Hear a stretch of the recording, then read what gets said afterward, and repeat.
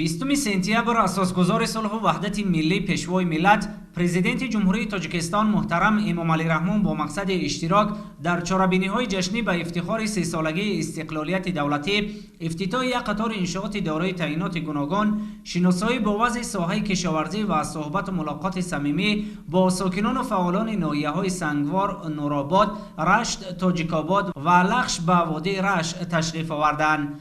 سفر کاری پرزیدنت مملکت محترم امامعلی رحمان از ناحیه سنگوار آغاز گردید.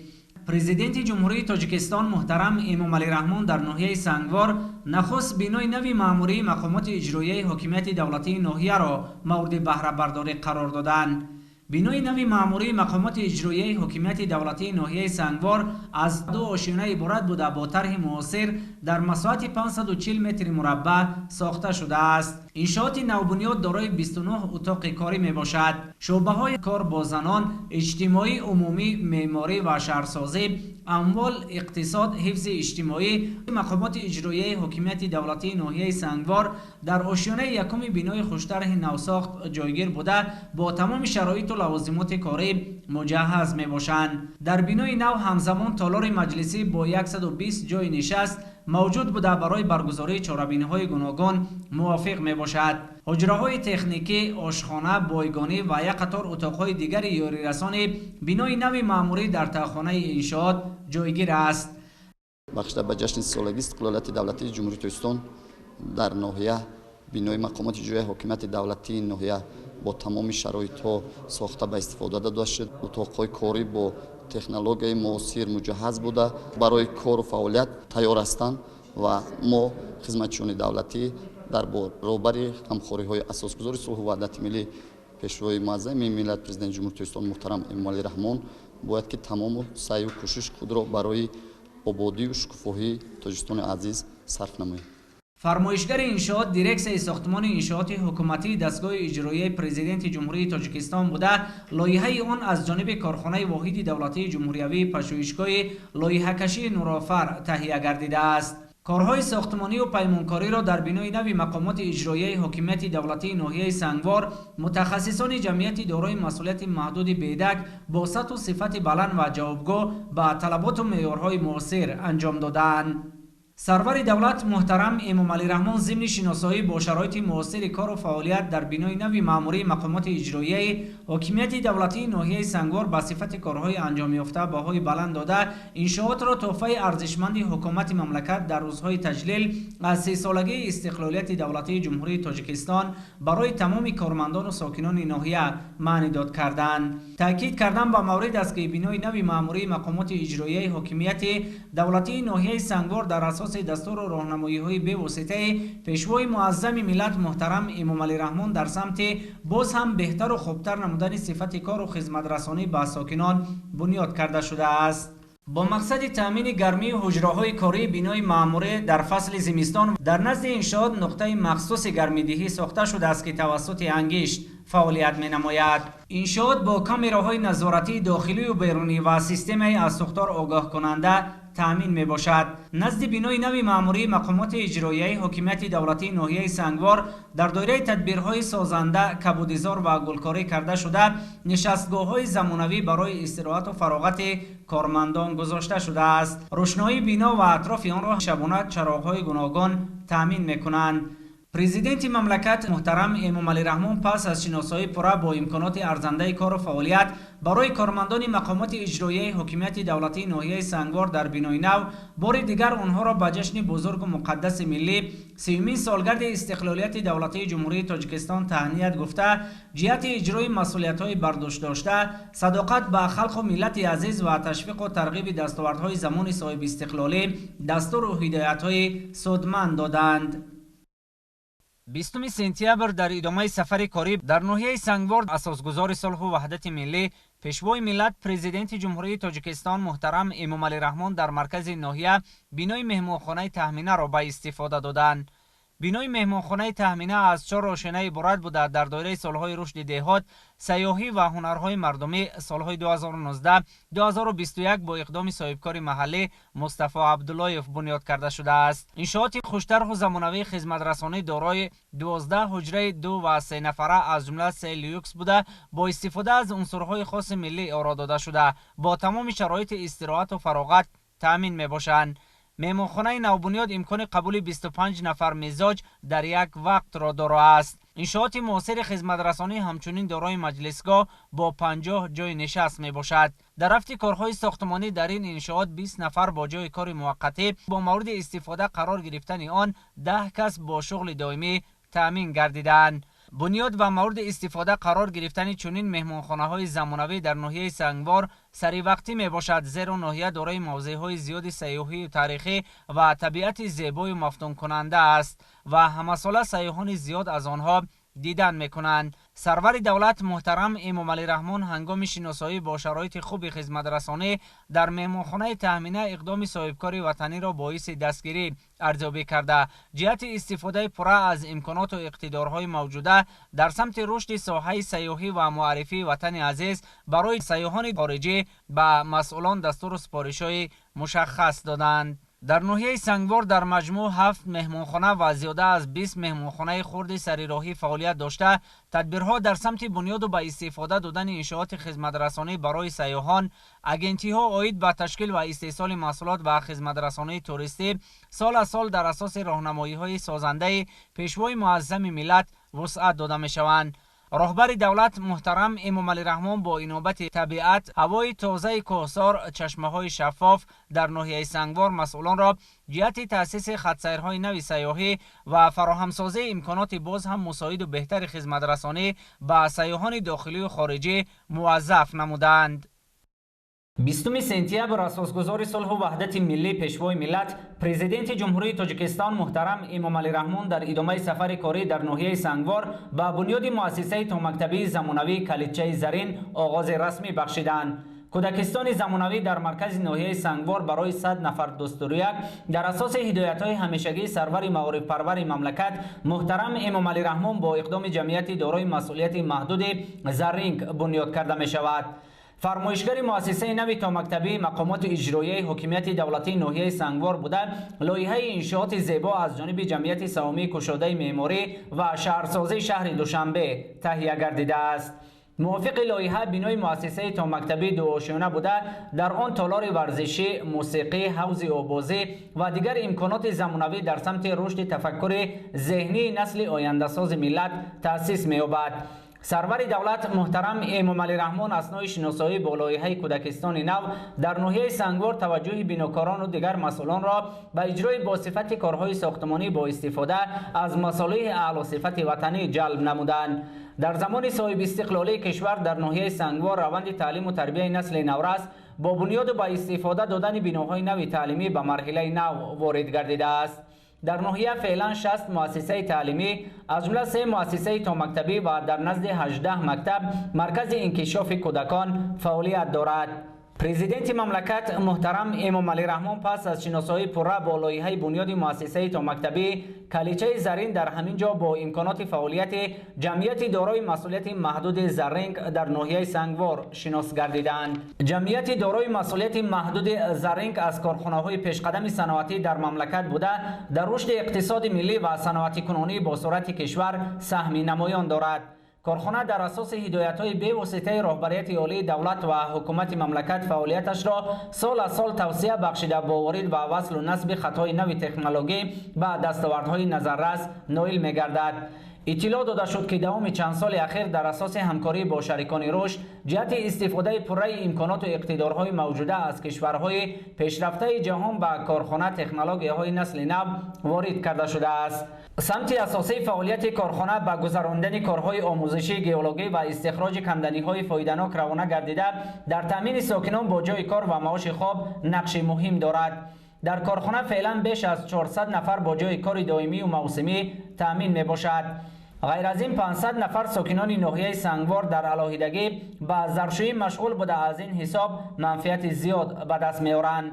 همزمان با این هدف از جانب رهبریت جمعیت کارگاه‌های آموزشی و کارکرد و ساختن دستگاه و تجهیزات خرد، آروبچه‌های معیوبی و کارکرد متل در قلمرو مملکت فعال کرده شده است.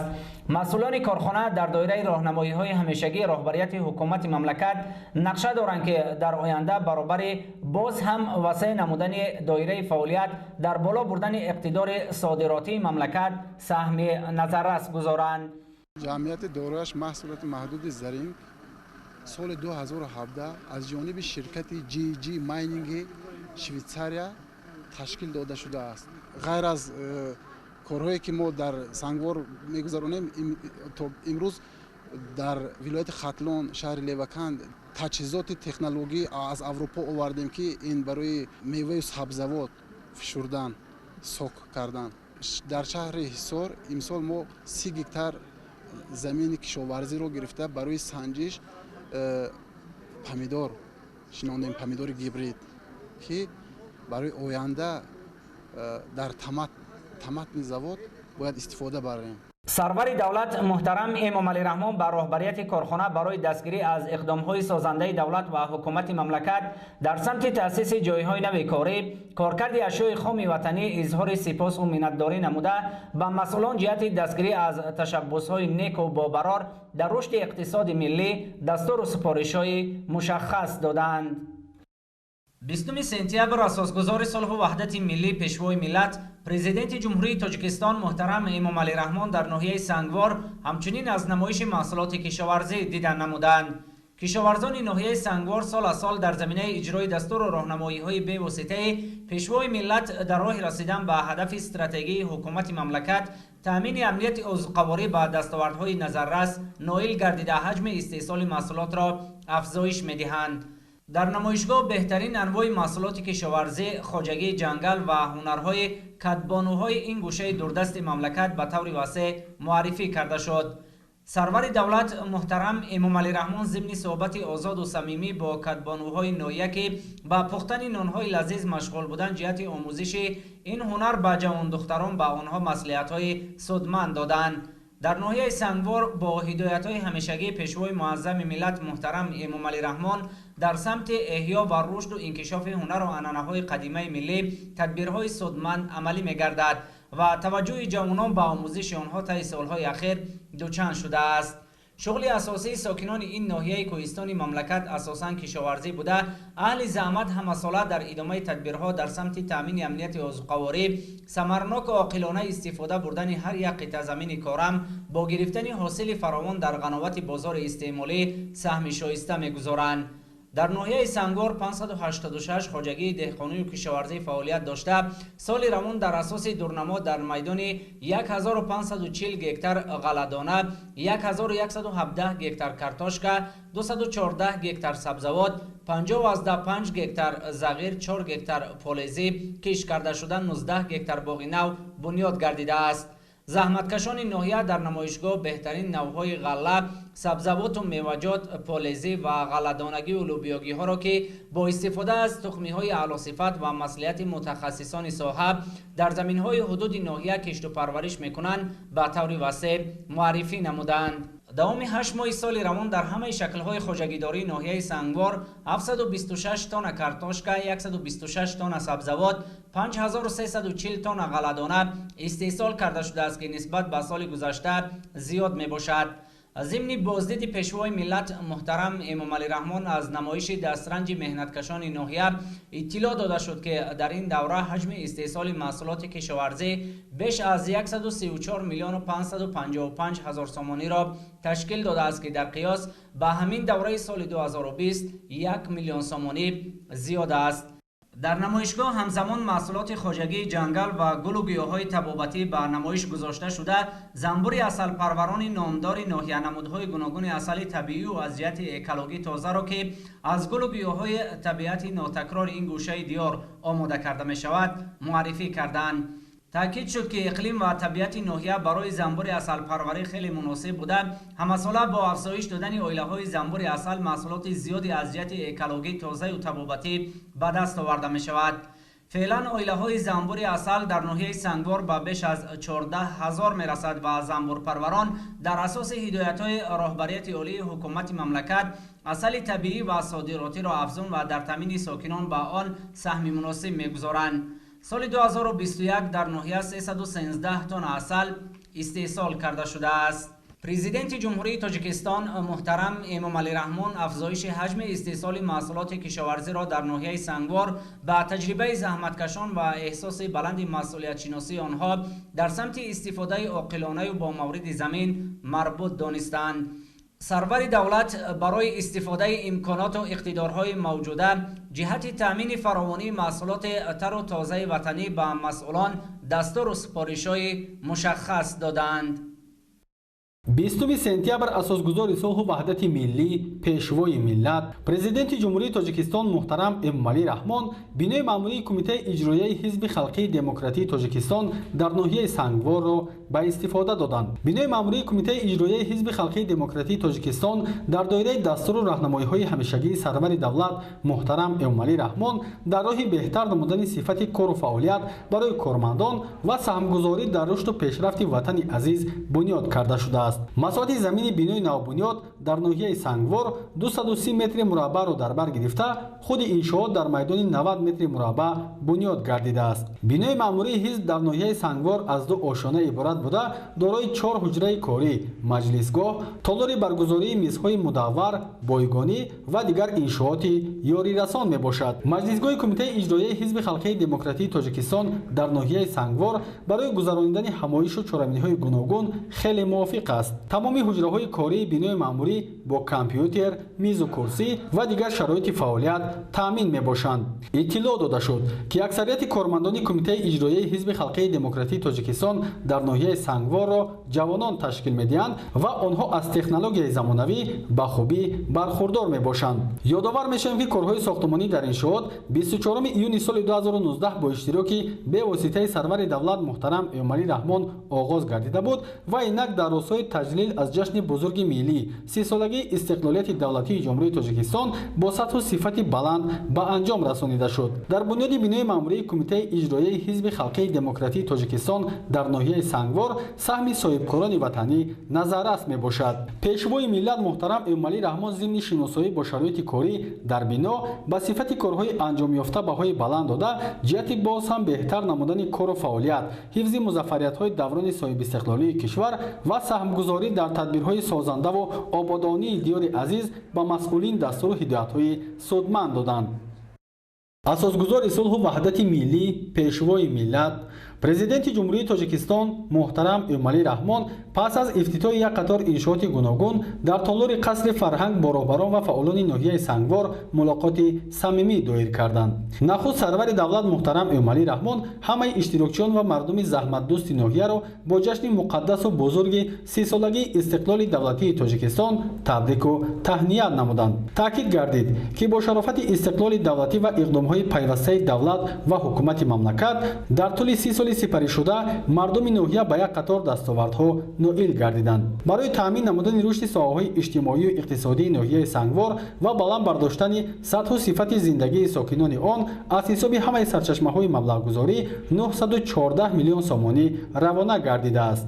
дар ин муддат дар ноҳия ҷиҳати бунёду барқарорсозии иншооти маорифу тандурустӣ, афзоиши интиқоли нерӯи барқ, таҷдиду нигаҳдории роҳҳо, дастгирии хоҷагиҳои кишоварзӣ, барқарорсозии инфрасохтори деҳот ва бахшҳои дигар 8 лоиҳаи сармоягузории давлатӣ бо маблағи беш аз 24 миллион сомонӣ амалӣ гардида, ҳоло татбиқи 3 лоиҳаи дигар идома дорад.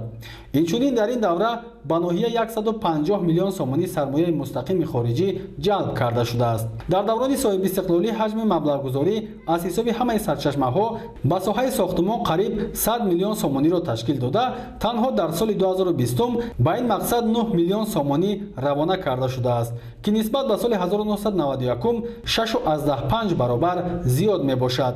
ба хотири таҷлили сазовори ҷашни 30-солагии истиқлоли давлатӣ тибқи нақшаи корҳои ободонию бунёдкорӣ 85 иншооти таъиноти гуногун сохта ба истифода дода шудаанд ва ҳоло дар ҳудуди ноҳия корҳои созандагӣ бо маром идома доранд. президенти мамлакат муҳтарам эмомалӣ раҳмон таъкид намуданд که در برنامه رشد اجتماعی و اقتصادی ناحیه سنگوار برای سالهای 2021-2025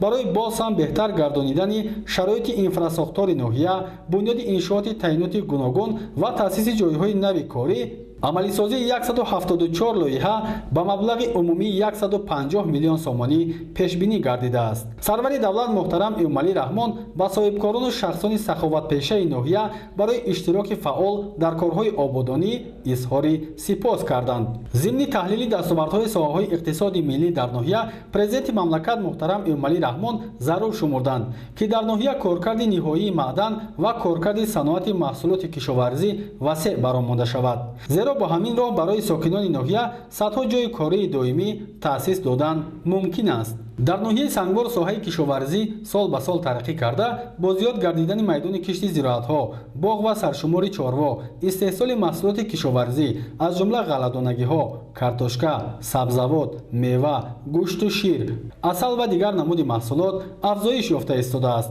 سرور دولت محترم ایومالی رحمان ساکنان ناحیه را برای استفاده نعمت‌های مادی جهت تامین امنیت آذوقه‌واری مملکت هدایت کردند. در آخر سخنرانی پیشوای ملت محترم ایومالی رحمان اظهار اطمینان نمودند که مردم با ننگ و ناموس ناحیه برای باز هم آباد و زیبا گردانیدن دیار زیبا منظر خود، رشد ساحه‌های اجتماعی و اقتصادی، افزایش حجم استحصال محصولات کشاورزی و صنعتی و به این وسیله تأسیس دادن جایهای نو کاری من بعد نیز صافدلانه زحمت میکشند. پس از سخنرانی سرور دولت محترم ایومالی رحمان ساکنان ناحیه برآمد کرده برای تامین زندگی شایسته با پرزیدنت مملکت اظهار سپاس نمودند.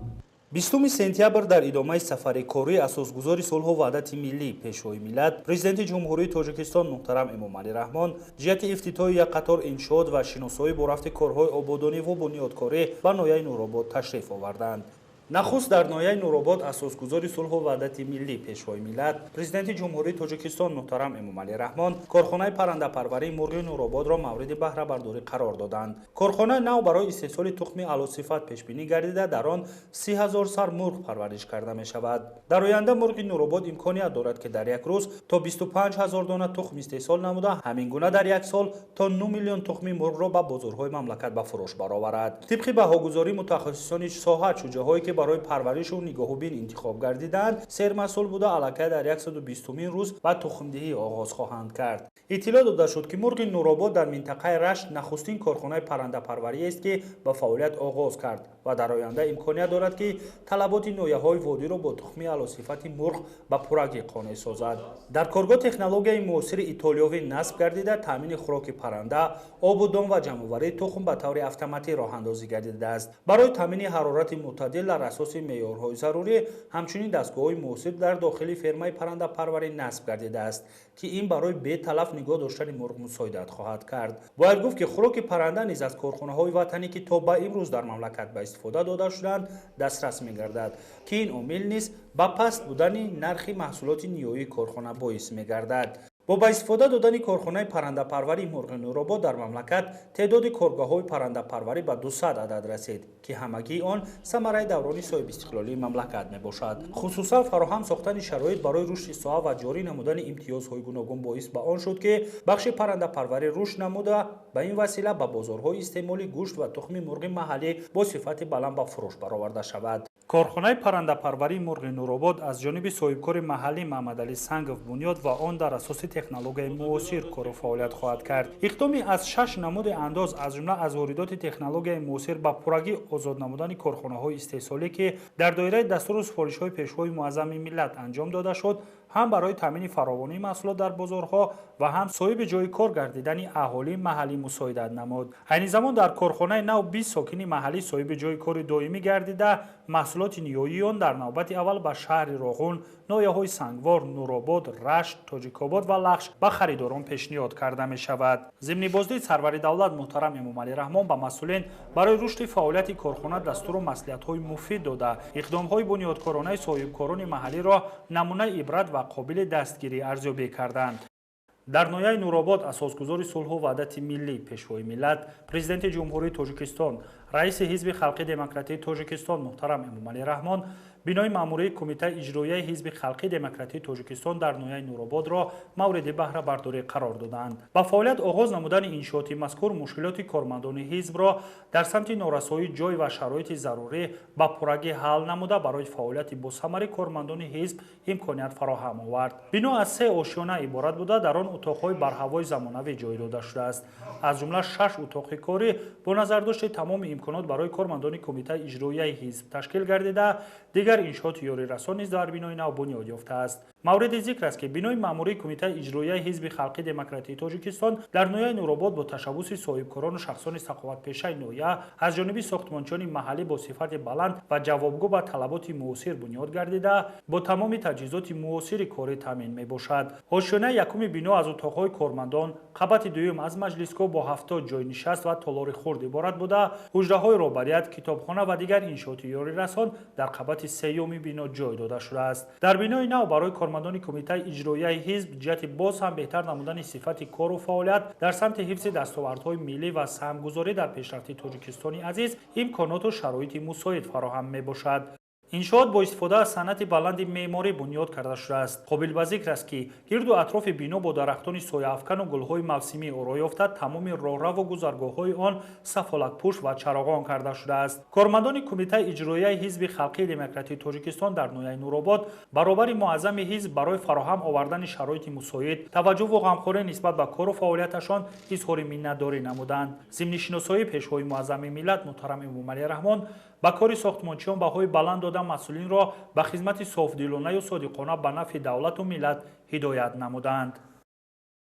20 сентябр асосгузори сулҳу ваҳдати миллӣ пешвои миллат президенти ҷумҳурии тоҷикистон муҳтарам эмомалӣ раҳмон дар ноҳияи нуробод шӯъбаи таваллуд ва навзодони беморхонаи марказии ноҳияро ки бо 25 кат омода гардидааст мавриди истифода қарор доданд. иншооти мазкур аз ҳисоби буҷаи ҷумҳуриявӣ сохта шуда фармоишгар вазорати тандурустӣ ва ҳифзи иҷтимоии аҳолии ҷумҳурии тоҷикистон ба ҳисоб меравад. корҳои бунёдӣ дар иншооти мазкур аз ҷониби ҷамъияти дорои масъулияташ маҳдуди марҷа анҷом дода шудааст. бино дар масоҳати 720 метри мураббаъ доман густурда атрофи он бо гулу буттаҳои ороишӣ зебо гардонида шудааст. ҳамчунин 240 метри мураббаъ аз ҳисоби роҳраву саҳни бино сафолакпӯш гардида барои мизоҷон суҳбаткадаҳо насб гардидааст. зимни боздид ба сарвари давлат муҳтарам эмомалӣ раҳмон иттилоъ дода шуд ки иншоот бо тарҳ ва муҷаҳҳазгардонӣ бо дастгоҳу техникаҳои муосири тиббӣ дар минтақа ягона буда дар он барои беморон шароити муосир фароҳам оварда шудааст. қобил ба зикр аст ки бо мавриди истифода қарор гирифтани бинои мазкур мушкилоти чандинсолаи бошандагони ноҳияи нуробод пурра бартараф ва сифати хизматрасонии тиббӣ беҳтар карда шуд. маврид ба зикр аст ки дар ноҳияи нуробод то ба имрӯз як таваллудхонаи марказӣ, 5 таваллудхонаи минтақавӣ фаъолият дорад ки барои хизмат ба мардум равона гардидааст. пешвои муаззами миллат ба сифати корҳои анҷомёфта баҳои баланд дода табибонро ҷиҳати беҳтар намудани сифати хизматрасонии тиббӣ ҳидоят намуданд. дар навбати худ ворисони сино низ изҳор доштанд ки бо маҳорати волои касбӣ талош менамоянд дар пешрафт ва шукуфоии Тоҷикистон саҳми арзандаи худро гузоранд. 20 сентябр асосгузори сулҳу ваҳдати миллӣ пешвои миллат президенти ҷумҳурии тоҷикистон муҳтарам эмомалӣ раҳмон дар идомаи сафари корӣ ба ноҳияи нуробод дар шаҳраки Дарбанд ба фаъолияти марҳилаи якуми боғи фарҳангии фароғатии ноҳия оғози расмӣ бахшиданд. маврид ба ёдоварист ки 7 июни соли 2021 бо иштироки бевоситаи сарвари давлат муҳтарам эмомалӣ раҳмон бунёди боғи фарҳангии фароғатии ноҳияи нуробод оғоз гардида буд ва тибқи лоиҳа марҳилаи якуми он дар рӯзҳои таҷлили ҷашни 30 солгарди истиқлолияти давлатии ҷумҳурии Тоҷикистон дар муҳлати муайян гардида мавриди истифода қарор дода шуд.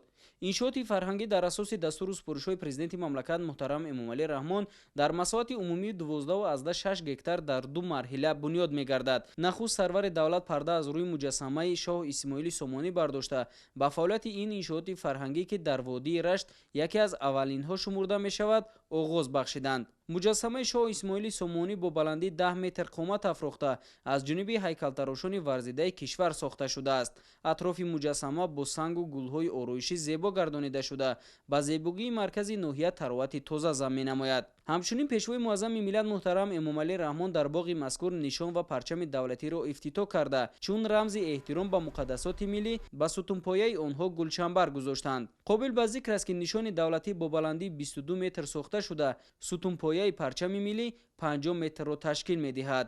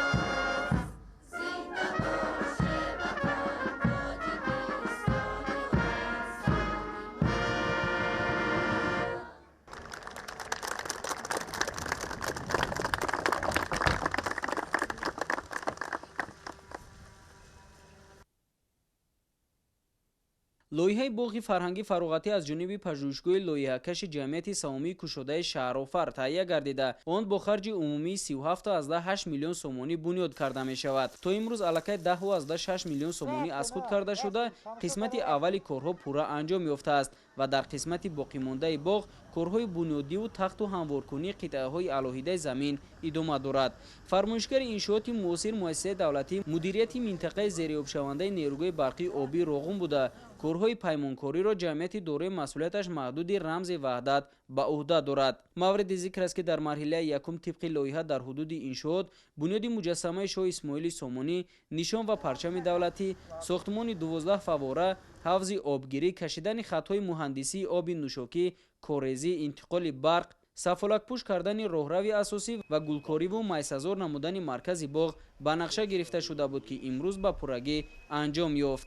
ضمن شناسایی پرزیدنت مملکت محترم امامعلی رحمان به صفت کارهای انجام یافته بهای بلند داده جهت سر وقت و در دایره طلبات معاصر شهرسازی بنیاد کردن مرحله دوم باغ با مسئولین دستور سپارش‌های مشخص دادند. پیشوای ملت همزمان بنیاد و با استفاده دادن پرچم و نشان دولتی و مجسمه شاه اسماعیل سامانی را در تربیت وطن‌دوستی و خویشتن‌شناسی جوانان و نورسان و تقویت دادن حس افتخار ملی آنها نیک ارزیابی نمودند.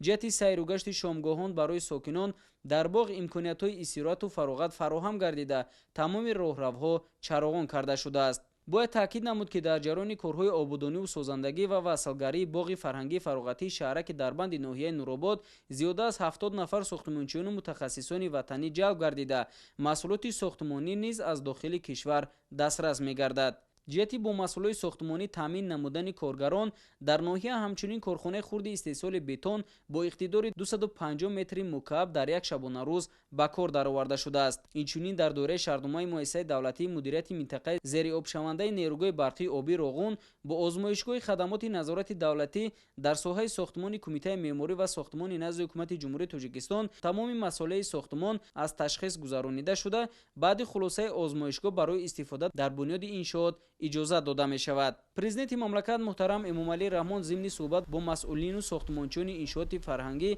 از نتیجه کارهای انجام یافته اظهار قناعتمندی کرده بنیاد باغ فرهنگی فراغتی ناحیه نورآباد را جهت عملی نمودن هدفهای 3 ساله رشد دهات سیاحی و هنرهای مردمی نیک ارزیابی کردند. با توجه به سیاست بنیادکارانه پیشوای معظم ملت ساکنان ناحیه نورآباد وعده دادند که من بعد نیز سیاست پیشگرفته رهبریت عالی سیاسی کشور را دستگیری و در پیشرفت و شکوفایی وطن عزیز سهم مناسب خود را می‌گذارند. ناحیه نورآباد یک گوشه این کشور در حال رشد است و مرکز ناحیه شهرک دربند امروز به یک شهر زمانوی تبدیل یافته است. چنانه که در سفر نوبتی پیشوای معظم ملت ما دیدیم ساختمان‌های نو به نو افتتاح شدند و این باز یک شهوک و شهامت شهرک را باز هم بلندتر می‌بردارد.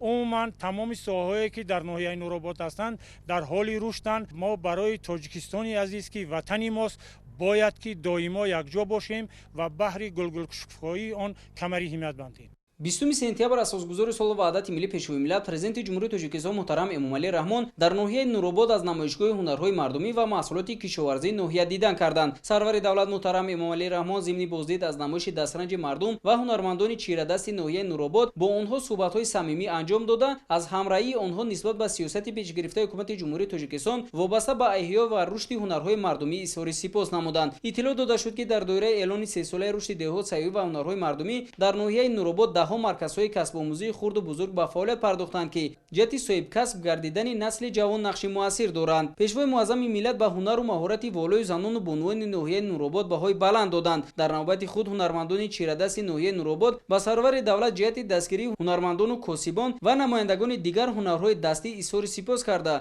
وعده دادند که من بعد نیز راهنمایی‌های رهبر دولت را سرمشق کار خود کرده در پیشرفت و رشد تاجیکستان عزیز سهم مناسب می‌گذارند. پرزیدنت کشور محترم امامعلی رحمان همچنین از نمایشگاه محصولات کشاورزی ناحیه نورآباد دیدن کردند. با سرور دولت اطلاع داده شد که امسال دهقانان ناحیه در میدان عمومی 3260 گکتار کشت زراعت گذرانیدند که نسبت به همین دوره سال گذشته 150 گکتار زیاد میباشد. با رعایت قاعده‌های آگروتکنیکی و استفاده از تخم‌های خوش‌صفت کشاورزان ناحیه موافق دورنما حاصل دلخواه به دست آورده توانستند در تامین امنیت غذایی مملکت سهم مناسب گذارند. در سمت باغداری و تاک‌پروری ناحیه نورآباد در کشور موقع хоса дошта маҳсулоти ниҳоии он ба бозорҳои минтақа ва шаҳри Душанбе содирот мегардад. То имрӯз майдони боғу тогзори ноҳияи Нуробод мутаносибан 472 гектарро ташкил медиҳад ки ҳамасола ҳосили хуб ба даст оварда мешавад. Ба иттилои масъулин имсол вобаста ба муроҷиатномаи президенти кишвар муҳтарам Эмомалӣ Раҳмон ҷеҳати самаранок истифода бурдани заминҳои бекорхобида дар ноҳия аз ин ҳисоб 279 гектар бохҳои нав бунёд гардидааст ки нашунамои хуб доранд. қобил ба зикр аст ки ҷамъияти дорои масъулияташ маҳдуди шири Нуробод дар ноҳия яке аз коргоҳҳои истеҳсолӣ ба ҳисоб меравад ки бо истеҳсоли маҳсулоти хушсифат дар бозори дохила мавқеи хоса доранд. масъулини корхона шурӯъ аз соли 2016 дар доираи дастурҳои пешвои муаззами миллат соҳаи занбурпарвариро ривоҷ дода аз 60 оила то ба 600 оила расониданд ки аз ҳисоби даромадҳои худ ҳамчунин ба оилаҳои ниёзманд ва ятимону бепарасторон дасти кӯмак дароз мекунанд. аснои шиносои пешвои миллат муҳтарам Эмомалӣ Раҳмон аз натиҷаи заҳматҳои деҳқонони ноҳия ва ҳамовозии онҳо нисбат ба муроҷиатномаи ҳукумати ҷумҳурии Тоҷикистон вобаста ба самаранок истифода бурдани ҳар як ваҷаб замин изҳори қаноатмандӣ намуданд. аҳли замати ноҳия низ дар навбати худ ба сарвару роҳнамои худ ваъда доданд ки бештар талош менамоянд то дар амнияти озуқавории кишвар ва таъмини бозори дохилии мамлакат бо маҳсулоти тару тозаи ватанӣ ҳиссаи муносиб гузоранд. 20 сентябр ҳамчунин сарвари давлат муҳтарам Эмомалӣ Раҳмон марҳилаи дуюми роҳи автомобилгарди қисмати марказӣ шаҳраки дарбанди ноҳияи Нурободро ки бо дарозии 1,6 километр бунёд гардидааст мавриди истифода қарор доданд. лоиҳаи иншоот аз ҷониби пажӯҳишгоҳи лоиҳакаши ҷамъияти савомии кушодаи шаҳрофар таҳия гардида он аз ҷониби мутахассисону роҳсозони ватанӣ таъмир гардидааст. ба иттилои масъулин дар раванди бунёди роҳ ҳамчунин бо дарозии 1,6 километр қубурҳои оҳанию бетонӣ ва роҳҳои пиёдагард пурра навсозӣ шуда, ҳамчунин аломатгузории роҳ ва чароғонкунии он низ мувофиқи стандартҳои муосир бунёд шудааст. иттилоъ дода шуд ки дар доираи бунёду беҳсозии инфрасохтор дар ҳудуди ноҳия барои бошандагони маҳаллаҳои 3 ва 5 шаҳраки Дарбанд роҳҳои аҳамияти маҳаллӣ дошта аз нав таъмиру таҷдид ва мавриди баҳрабардорӣ қарор дода шуд. дарозии роҳҳои бунёдгардида дар маҳаллаҳои мазкур мутаносибан 231 километр ва 183 километр роҳи мошингард буда 462 километр ва 366 километр роҳҳои пиёдагардро ташкил медиҳад. дар ин баробар ҳамчунин бо дар назардошти талаботҳои имрӯза тамоми қубурҳои обу корезӣ ва интиқоли барқ пурра навсозӣ шуда роҳҳои автомобилгард бо аломатҳои роҳ насб гардиданд. дар ҷараёни корҳои сохтмонӣ дар иншооти мазкур беш аз 40 нафар бо кор машғул гардида 12 адад техникаҳои пуриқтидори корӣ сафарбар шуданд. гуфтан мумкин аст ки иншоотҳои мазкур дар асоси бандҳои таҳия гардида бахшида ба эълони солҳои 2019-2021 солҳои рушди деҳот сайёҳӣ ва ҳунарҳои мардумӣ роҳандозӣ шуда ба мушкилоти мардуми ин минтақа нуқта гузошт. шароити хуби роҳу коммуникатсия барои онҳои фароҳам оварда шудааст ки аз минтақаҳои зериобшаванда ба мавзеъҳои нав кӯчонида мешаванд. масъулини таъмиру бунёди роҳ муассисаи давлатӣ мудирияти минтақаи зериобшавандаи нерӯгоҳи барқи обӣ роғум буда он аз ҷониби сохтмончиёну роҳсозони ватанӣ марҳила ба марҳила анҷом ёфтааст. зимни боздид аз натиҷаи корҳои сомонёфта пешвои миллат муҳтарам Эмомалӣ Раҳмон изҳори қаноатмандӣ карда масъулинро ҷиҳати боз ҳам обод намудани роҳу гулгаштҳо дастуру супоришҳои мушаххас доданд. қобил ба зикр аст ки бунёди роҳи автомобилгарди қисмати марказии шаҳраки дарбанди ноҳияи Нуробод яке аз ҳадафҳои бандҳои эълони сесолаи рушди деҳот сайёҳӣ ва ҳунарҳои мардумӣ буда дар муҳлати кӯтоҳ ва бо сифати баланд мавриди истифода қарор дода шуд. 21 сентябр асосгузори сулҳу ваҳдати миллӣ пешвои миллат президенти ҷумҳурии Тоҷикистон муҳтарам Эмомалӣ Раҳмон дар доираи сафари корӣ дар ноҳияҳои водии Рашт бо мақсади шиносоӣ аз вазъи рӯзгори мардум, ифтитоҳи як қатор иншооти ҷашнӣ ба ифтихори 30-солагии истиқлолияти давлатӣ ва солҳои рушди деҳот, сайёҳӣ ва ҳунарҳои мардумӣ, инчунин суҳбату мулоқоти самимӣ бо сокинон ба ноҳияи Лахш ташриф оварданд. нахуст пешвои муаззами миллат муҳтарам Эмомалӣ Раҳмон дар шаҳраки ваҳдати ноҳияи Лахш бинои шӯъбаи кишоварзии ноҳияро мавриди баҳрабардорӣ қарор доданд. бинои маъмурӣ аз 2 ошёна иборат буда дорои 9 ҳуҷраи корӣ ва дигар иншооти ёрирасон мебошад. иншоот дар доираи вусъати корҳои ободониву созандагӣ ба истиқболи сазовори 30-солагии истиқлолияти давлатии ҷумҳурии Тоҷикистон бо мақсади фароҳам овардани шароити арзандаи корӣ барои мутахассисони соҳаи кишоварзӣ сохта шудааст. зимни шиносоӣ бо шароитҳои фароҳамшуда дар бинои навбунёд иттилоъ дода шуд ки айни замон дар шӯъбаи кишоварзии ноҳияи Лахш 6 мутахассиси соҳа кору фаъолияти назаррас доранд. ёдовар мешавем ки шӯъбаи кишоварзии ноҳияи Лахш қаблан дар бинои мақомоти иҷроияи ҳокимияти давлати ноҳия ҷойгир буда аз 4 ҳуҷраи корӣ иборат буд. акнун дар бинои наву замонавӣ мутахассисон имкон доранд ки ҳуҷҷатнигорӣ, банақшагирӣ, ҳисобот ва дигар корҳои марбут ба соҳаи кишоварзиро бо сифат ба иҷро расонда фаъолияти назаррас дошта бошанд. дар таҳхонаи бино бойгонӣ ҷойгир карда шуда ҳамаи ҳуҷраҳои корӣ бо мизу курсӣ ва дигар техникаю таҷҳизоти зарурӣ муҷаҳҳаз мебошанд. маврид ба ёдоварист ки шуғли асосии сокинони ноҳияи баландкӯҳи лахш кишоварзӣ, чорвопарварӣ ва боғдорӣ аст. аз ин рӯ бинои мазкур барои фароҳам овардани шароити мусоиди корӣ ба мутахассисони соҳаи кишоварзӣ бунёд шудааст. бо бунёд ва мавриди баҳрабардорӣ қарор гирифтани боз як иншооти маъмурӣ дар баробари такмили инфрасохтор ба ҳусни ин ноҳияи дурдасти кӯҳистони тоҷикистон зебоии дигар зам гардид.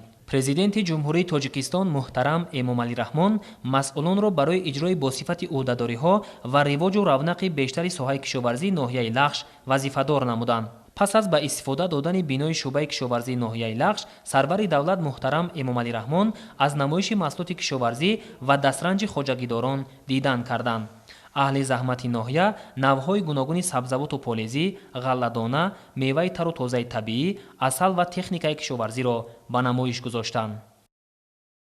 21 сентябр асосгузори сулҳу ваҳдати миллӣ, пешвои миллат, президенти ҷумҳурии тоҷикистон муҳтарам эмомалӣ раҳмон дар шаҳраки ваҳдат бинои шӯъбаи бемориҳои сироятии беморхонаи марказии ноҳияи лахшро ба истифода супориданд. шӯъбаи бемориҳои сироятӣ аз ҷумлаи иншооти ҷашнӣ ба ифтихори 30-солагии истиқлолияти давлатии ҷумҳурии тоҷикистон буда дорои 14 ҳуҷра ва 28 кати хоб барои беморон мебошад. дар иншооти нави соҳаи тандурустӣ барои ташхису табобат ва баландбардоштани сатҳу сифати хизматрасонии тиббӣ ба аҳолӣ шароиту имконияти зарурӣ фароҳам оварда шудааст. бинои шӯъбаи бемориҳои сироятӣ дар шафати беморхонаи марказии ноҳияи лахш ҷойгир буда бо дастуру супоришҳои бевоситаи сарвари давлат муҳтарам эмомалӣ раҳмон бо мақсади пешгирӣ ва ҳифзи саломатии сокинон аз бемориҳои гуногуни сироятӣ хусусан COVID-19 бунёд гардидааст. дар шӯъбаи мазкур ҳуҷраҳои муоина, дорогузаронӣ ва бистаринамоӣ мавҷуд буда табибони соҳибтаҷриба ба кор ҷалб шуданд. ҳангоми шиносоии пешвои миллат муҳтарам эмомалӣ раҳмон масъулонро барои истифодаи босамари дастгоҳу таҷҳизоти муосири тиббӣ аз ҷумла дастгоҳи нафастии сунъӣ ва оксигенератор ба беморон ҳидоят намуданд. акнун табибон бо истифода аз таҷҳизоти пешрафтаи тиббӣ ки дар ин ҷо насб гардидааст фаъолият намуда ба беморон хизмати босифати тиббӣ мерасонанд. солҳои охир бо дастгирии ҳукумати ҷумҳурии тоҷикистон ва татбиқи амалии барномаҳои миллӣ дар соҳаи тандурустии мамлакат бахусус дар ноҳияи лахш дастовардҳо назаррасанд. ин раванд имкон фароҳам овард ки сатҳу сифати хизматрасонии тиббӣ ба аҳолӣ беҳтар карда шавад. дар ҳудуди ноҳияи лахш дар баробари беморхонаи марказӣ 6 беморхонаи минтақавӣ мавҷуд аст ки 261 нафар мутахассиси соҳа ба 57130 нафар аҳолӣ хизмати тиббӣ мерасонанд. давоми 2 соли охир беморхонаи марказии ноҳияи лахш соҳиби 2 нақлиёти ёрии таъҷилӣ, дастгоҳи рентгении рақамӣ, дастгоҳи фаросавтӣ, дастгоҳи сабти барқии дил ва ултрасадо, дастгоҳҳои ҷарроҳиву эҳёгарӣ ва дигар таҷҳизоти муосири соҳавӣ гардидааст. бинои нави шӯъбаи бемориҳои сироятии ноҳияи лахш дар рӯзҳои таҷдиди 30-солагии истиқлоли давлатӣ тӯҳфаи арзандаи ҳукумати мамлакат ба кормандони соҳаи тандурустӣ ва ҳифзи иҷтимоӣ ба шумор меравад. дар доираи сафари корӣ дар ноҳияи лахш асосгузори сулҳу ваҳдати миллӣ пешвои миллат президенти ҷумҳурии тоҷикистон муҳтарам эмомалӣ раҳмон аз намоиши ҳунарҳои мардумӣ ва дастовардҳои сокинон боздид намуданд. дар ин ҷо намунаи ҳунарҳои мардумӣ, хӯрокҳои миллӣ, маҳсулоти нонӣ ва дар маҷмӯъ маҳсули дасти ҳунармандон ва дастовардҳои сокинони шаҳраку 9 деҳоти ноҳияи лахш намоиш дода шуд. дар солҳои истиқлоли давлатӣ дар ноҳияи лахш ҷиҳати расидан ба нишондиҳандаҳои баланди истеҳсолӣ дар соҳаи саноат, соҳибшуғл намудани сокинон махсусан занону духтарони хонанишин бо ҷойи кори мувофиқ, рушди соҳаҳои иҷтимоиву иқтисодӣ ва эҳёи ҳунарҳои қадимаи мардумӣ тадбирҳои муҳим амалӣ гардид ва имрӯз натиҷаҳо дар ҳамаи бахшҳо назаррас мебошанд. дар намоишгоҳ ба президенти мамлакат муҳтарам эмомалӣ раҳмон асосан намунаи зиёди ҳунарҳои мардумӣ аз қабили ҳунари гулдузӣ, кашидадӯзӣ, чӯбтарошӣ, маҳсулоти нонӣ ба монанди кулчаю фатир бо андозаҳои гуногун, шириниҳо, чапотӣ, самбуса ва чанд намуди хӯрокҳои миллӣ ки ба мардуми ин ноҳияи дурдасти тоҷикистон хос мебошанд, муаррифӣ гардид. дар ҳамин ҷо пешвои муаззами миллат муҳтарам эмомалӣ раҳмон бо хонандаи синфи ҳафтуми муассисаи таҳсилоти миёнаи умумии рақами 32 ноҳияи Лахш Муҳима Зокирова суҳбати самимӣ анҷом дода аз шароити таҳсил ва донишомӯзии ӯ пурсон шуданд. Салом алейкум. Саломат бошед, саломат бошед. Синфи чанд мехонед? 7. 7? Оянда чӣ мешавед? Оянда духтурӣ. Ҳа? Духтурӣ. Духтурӣ? Барои чӣ? Чунки барои халқамон хизмат мекунам. Забонҳои русӣ, англисӣ мехонед? Мехонед? Нағз? Бояд чанд аст? 4-5. Нома чӣ аст? Майнемис Муҳима Майсонемис категорияам Устонҳоям Миёни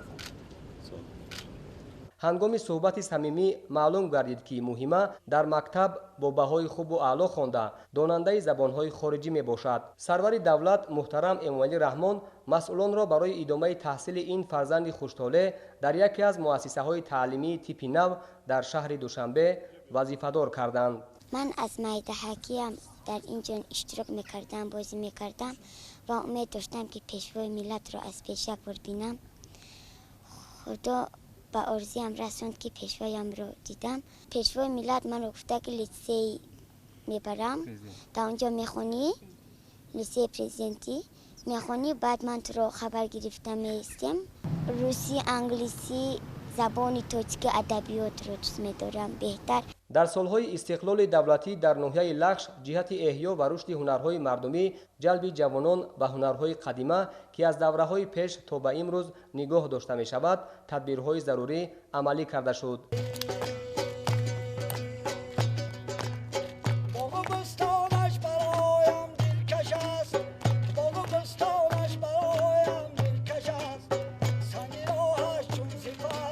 дар ноҳия дар доираи солҳои рушди деҳот, сайёҳӣ ва ҳунарҳои мардумӣ барои ҳифз ва эҳёи ҳунарҳои мардумӣ, санъати миллӣ, фарҳангу анъанаҳои хоси миллати тоҷик, муаррифии имкониятҳои сайёҳӣ, марказҳои омӯзиши касбу ҳунар, коргоҳу корхонаҳои дузандагӣ, адрасбофӣ ва нуқтаҳои намоиш ва фурӯши ҳунарҳои мардумӣ бунёд гардид ки бо ин восита шароити кору хизматрасонӣ ба аҳолӣ беҳтар ва даҳон нафар бо ҷойи кор таъмин шуданд. Салом.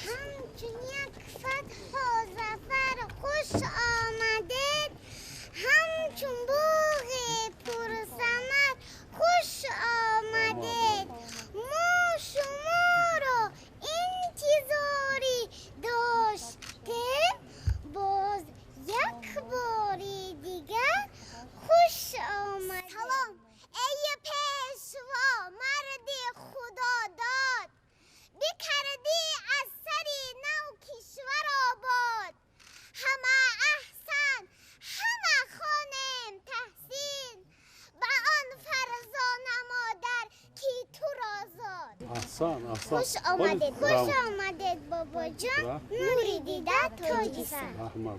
چند ساله شدی؟ 11 ساله.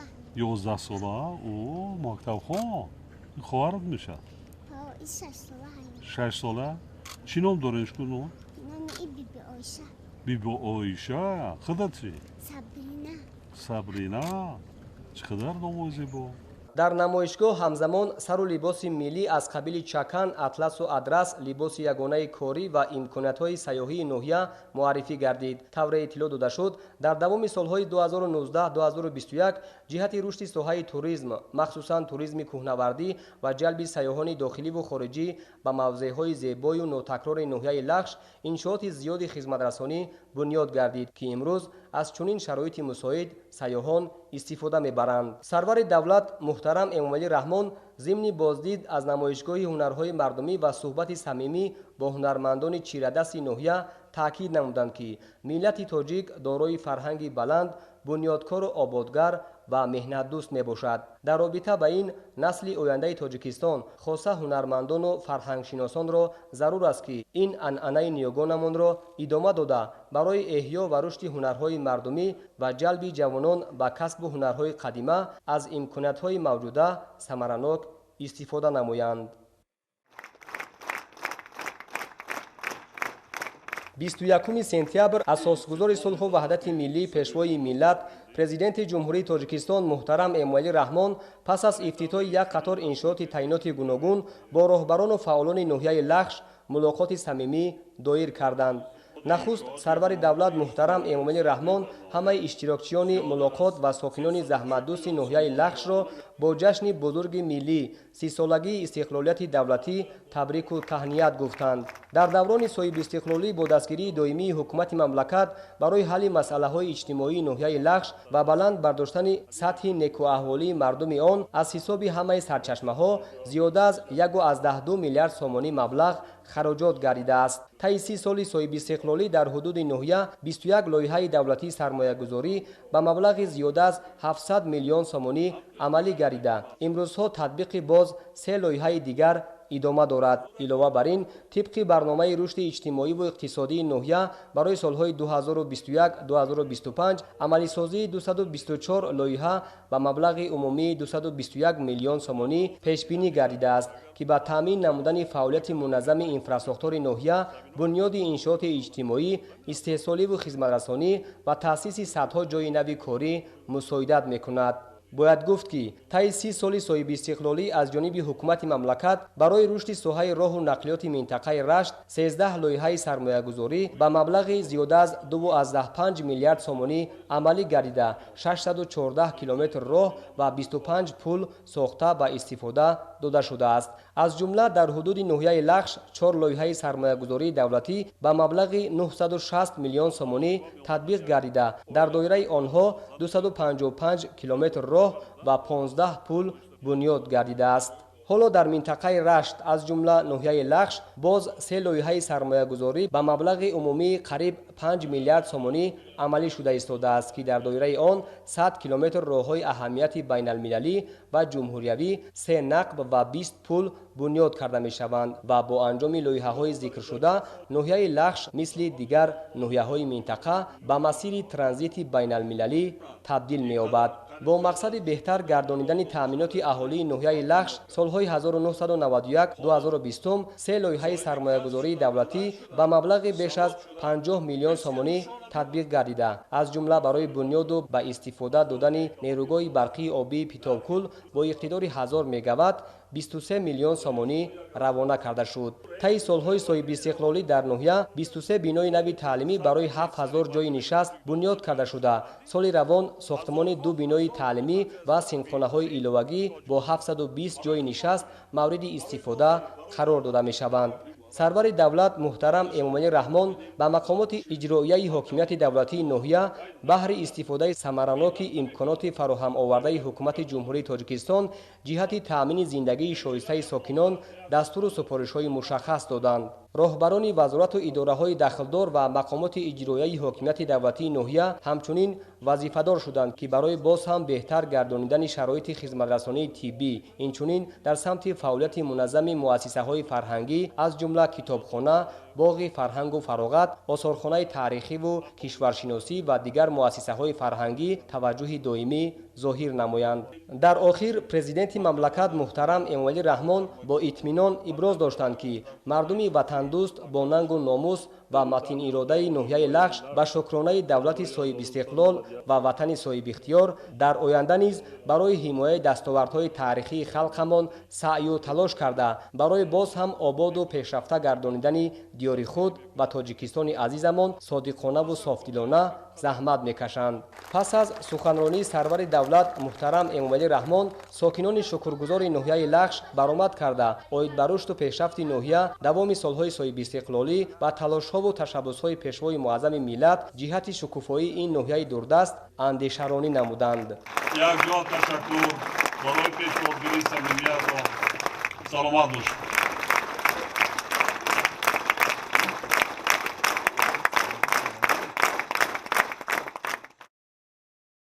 21 сентябр асосгузори сулҳу ваҳдати миллӣ пешвои миллат президенти ҷумҳурии Тоҷикистон муҳтарам Эмомалӣ Раҳмон бо сафари корӣ ба ноҳияи Тоҷикобод ташриф оварданд.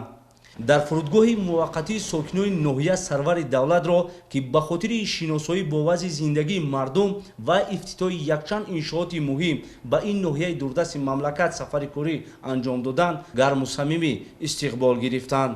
нахуст пешвои миллат президенти мамлакат муҳтарам Эмомалӣ Раҳмон дар шаҳраки Тоҷикободи ноҳияи Тоҷикобод ба фаъолияти маркази хизматрасонии Тоҷикобод оғози расмӣ бахшиданд. иншоот дар масоҳати 4500 метри мураббаъ сохта шуда аз 3 ошёна иборат мебошад.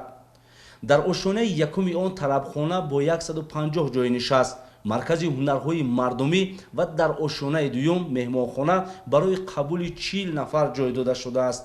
дар ошёнаи сеюми бино бошад маҷлисгоҳ таъсис дода шудааст, ки дар он шароити хуби баргузор намудани мулоқоту вохӯриҳо муҳайё мебошад. дар дохили иншоот аз ҷониби ҳунармандони ноҳия намунаи ҳунарҳои мардумӣ аз қабили кандакорӣ, кулолгарӣ, гулдузӣ, бофандагию ресандагӣ ва дигар дастранҷи хешро ба намоиш гузоштанд. ташкили намоишгоҳи васеи ҳунарҳои мардумӣ бозгӯи он аст, ки дар ноҳияи тоҷикобод ҷиҳати ҳифз ва тарғибу ташвиқи ҳунарҳои қадимаи миллати тоҷик таваҷҷӯҳи хоса зоҳир мегардад ва омӯзиши он ба насли оянда дар сатҳи зарурӣ ба роҳ монда шудааст. маркази хизматрасониро оилаи идиёфҳо ба хотири сазовор истиқбол гирифтани ҷашни 30-солагии истиқлоли давлатӣ ва дар доираи солҳои рушди деҳот, сайёҳӣ ва ҳунарҳои мардумӣ бунёд намуданд. дар ин марказ 10 нафар сокинони маҳаллӣ, ки аз курсҳои омӯзишӣ гузаштанд, ба ҷои кори доимӣ таъмин гардиданд. намои берунаи бино бо тарҳ ва усули меъмории миллӣ оро ёфтааст, ки зебоии маркази ноҳияро таъмин менамояд. дар атрофи иншоот дарахтони сояафкану гулҳои мавсимӣ шинонида шудааст ва тамоми роҳравҳои он пурра сафолатпӯш мебошад. мавриди баҳрабардорӣ қарор гирифтани чунин маркази муосири хизматрасонӣ дар татбиқ ва амалишавии барномаҳои давлатӣ оид ба рушди соҳаи сайёҳӣ мусоидат менамояд ва дар таъмини сокинон бо ҷои кори доимӣ замина мегузорад. пешвои муаззами миллат муҳтарам эмомалӣ раҳмон ба сифати корҳои анҷомёфта баҳои баланд дода ба соҳибкорон ҷиҳати саҳм гузоштан дар ободии диёр миннатдорӣ баён намуданд. 21 сентябр асосгузори сулҳу ваҳдати миллӣ, пешвои миллат, президенти ҷумҳурии тоҷикистон муҳтарам эмомалӣ раҳмон дар ноҳияи тоҷикобод маркази саломатиро, ки бо тарҳи зебо ва замонавӣ бунёд гардидааст, ифтитоҳ намуданд. иншоот аз ҳисоби фонди хайриявии тоҷикистон дар ҳамкорӣ бо шарикони рушд дар масоҳати 2.5 гектар бунёд гардидааст. ба пешвои миллат муҳтарам эмомалӣ раҳмон иттилоъ доданд, ки корҳои сохтмонӣ дар иншооти мазкур моҳи ноябри соли 2018 оғоз гардида ба хотири истиқболи сазовор аз ҷашни 30-солагии истиқлоли давлатӣ бо сифати баланд ва ҷавобгӯ ба меъёрҳои меъморию шаҳрсозӣ, инчунин мутобиқ ба талаботи соҳаи тандурустӣ ба истифода дода шуд. бо бунёд шудани чунин маркази муосири тиббӣ 14 ҷойи нави корӣ таъсис ёфт ва мутахассисони соҳибкасби маҳаллӣ бо ҷои кори доимӣ ва маоши хоб таъмин шуданд. маркази саломатии мазкур бо тарҳу усули муосир бунёд гардида аз 2 ошёна иборат мебошад. иншоот дорои 14 ҳуҷра аз ҷумла ҳуҷраи бақайдгирӣ, ҳуҷраи духтури занона, тибби оилавӣ, ултрасадо, дастгоҳи рентгенӣ, дандонпизишкӣ, ҳуҷраи хатна ва гӯшаи гиёҳдармонӣ буда бо таҷҳизотҳои замонавии соҳавӣ таъмин мебошад. барои ҷоҳозонидани марказ бо таҷҳизотҳои тиббӣ 1 млн 800 000 сомонӣ сарф гардидааст. пешвои миллат муҳтарам эмомалӣ раҳмон ифтитоҳи бинои нави саломатиро дар рӯзҳои истиқбол аз ҷашни бузурги миллӣ 30-солагии истиқлоли давлатии ҷумҳурии тоҷикистон дар ҳифзу нигоҳдошти солимии аҳолӣ муҳим шуморида кормандонро ба иҷрои сифатноки уҳдадориҳо ва ҳисси масъулият ҳидоят намуданд. 21 сентябр асосгузори сулҳу ваҳдати миллӣ, пешвои миллат, президенти ҷумҳурии тоҷикистон муҳтарам эмомалӣ раҳмон бинои маъмурии кумитаи иҷроияи ҳизби халқии демократии тоҷикистон дар ноҳияи тоҷикободро мавриди баҳрабардорӣ қарор доданд. иншоот дар масоҳати 300 метри мураббаъ бо тарҳи ҷадид ва ҷавобгӯ ба талаботи замони муосир бунёд карда шудааст, ки аз 2 ошёна иборат мебошад. бинои нав ба хотири сазовор истиқбол гирифтани ҷашни 30-солагии истиқлоли давлатии ҷумҳурии тоҷикистон бо маблағгузории кумитаи марказии ҳизби халқии демократии тоҷикистон, саҳми аъзоёни ҳизб ва соҳибкорони маҳаллӣ бунёд гардидааст. кумитаи иҷроияи ҳизби халқии демократии тоҷикистон дар ноҳияи тоҷикобод аз утоқҳои корӣ барҳаво, маҷлисгоҳ бо 30 ҷои нишаст, китобхона ва дигар ҳуҷраҳои ёрирасон иборат буда бо лавозимоти зарурӣ аз қабили мизу курсӣ, компютер, дастгоҳи тақвияти овоз ва ғайра таъмин мебошад. раиси муаззами ҳизб муҳтарам эмомалӣ раҳмон аз кормандон ҳисси масъулияти ватандӯстӣ, худшиносию худогоҳӣ, саҳм гузоштан дар корҳои ободонию созандагӣ ва ҳифзи дастовардҳои даврони истиқлоли давлатиро талаб намуда, барои саҳми арзанда гузоштан дар бунёди чунин иншооти замонавӣ ва обод намудани як гӯшаи диёр ба саҳмдорон изҳори сипос карданд. намои берунаи бинои маъмурии ҳизби халқии демократии тоҷикистон дар ноҳияи тоҷикобод бо тарҳи хос оро ёфта, дар атрофи он гулу дарахтони ороишӣ шинонида шудааст, ки зебоии маркази ноҳияро таъмин менамояд. дар идомаи сафари кори асосгузори сулҳу ваҳдати миллӣ, пешвои миллат, президенти ҷумҳурии тоҷикистон муҳтарам эмомалӣ раҳмон бо дастовардҳои меҳнатии сокинони ноҳияи тоҷикобод шинос шуданд. ба хотири ташрифи сарвари давлат дар мавзеи навсанҷӣ, сокинони ноҳия намоишгоҳи васеъ ташкил намуда, дар он дастранҷи хеш аз қабили маҳсулоти нонӣ, ҳосили зироати кишоварзӣ, гулу гиёҳҳои табиии шифобахш ва ғайраро ки бо меҳнати ҳалол ва заҳмати зиёд ба даст овардаанд, ба мараз гузоштанд. дар гӯшаи алоҳида занону бонувони ҳунарманд номгӯи гуногуни нон ва хӯрокҳои миллии аз лиҳози таъму мазза беназир, ки хоси мардуми ин минтақаи мамлакат буда шӯҳрати зиёдро касб намудааст, намоиш доданд. пешвои миллат муҳтарам эмомалӣ раҳмон ба ҳунари нонпазию омода намудани хӯрокҳои миллӣ аз ҷониби занону бонувони ноҳияи тоҷикобод баҳои баланд дода, онҳоро ба тарғиб ва ҳифзи ин мероси қадима, инчунин боз ҳам рушд бахшидани он бо роҳи ҷалби ҷавондухтарон барои аз худ кардани нозукиҳои чунин маҳорати нодир ҳидоят намуданд. дар намоишгоҳ хоҷагидорон ва кишоварзони ноҳия фаъолона иштирок ва маҳсули меҳнати хешро ба таври густурда муаррифӣ карданд. гӯшаи кишоварзон 100 метрро ташкил дода, аз растаҳои тухмии зироати кишоварзӣ, маҳсулоти аз онҳо тайёршаванда аз қабили ғалладонагиҳо, мевагиҳо, сабзавот, картошка, лӯбиёгиҳо, донагиҳо, ҳосили зироати техникӣ, консерваи меваю сабзавот, маҳсулоти ширӣ, асали табиӣ ва ғайра иборат мебошад.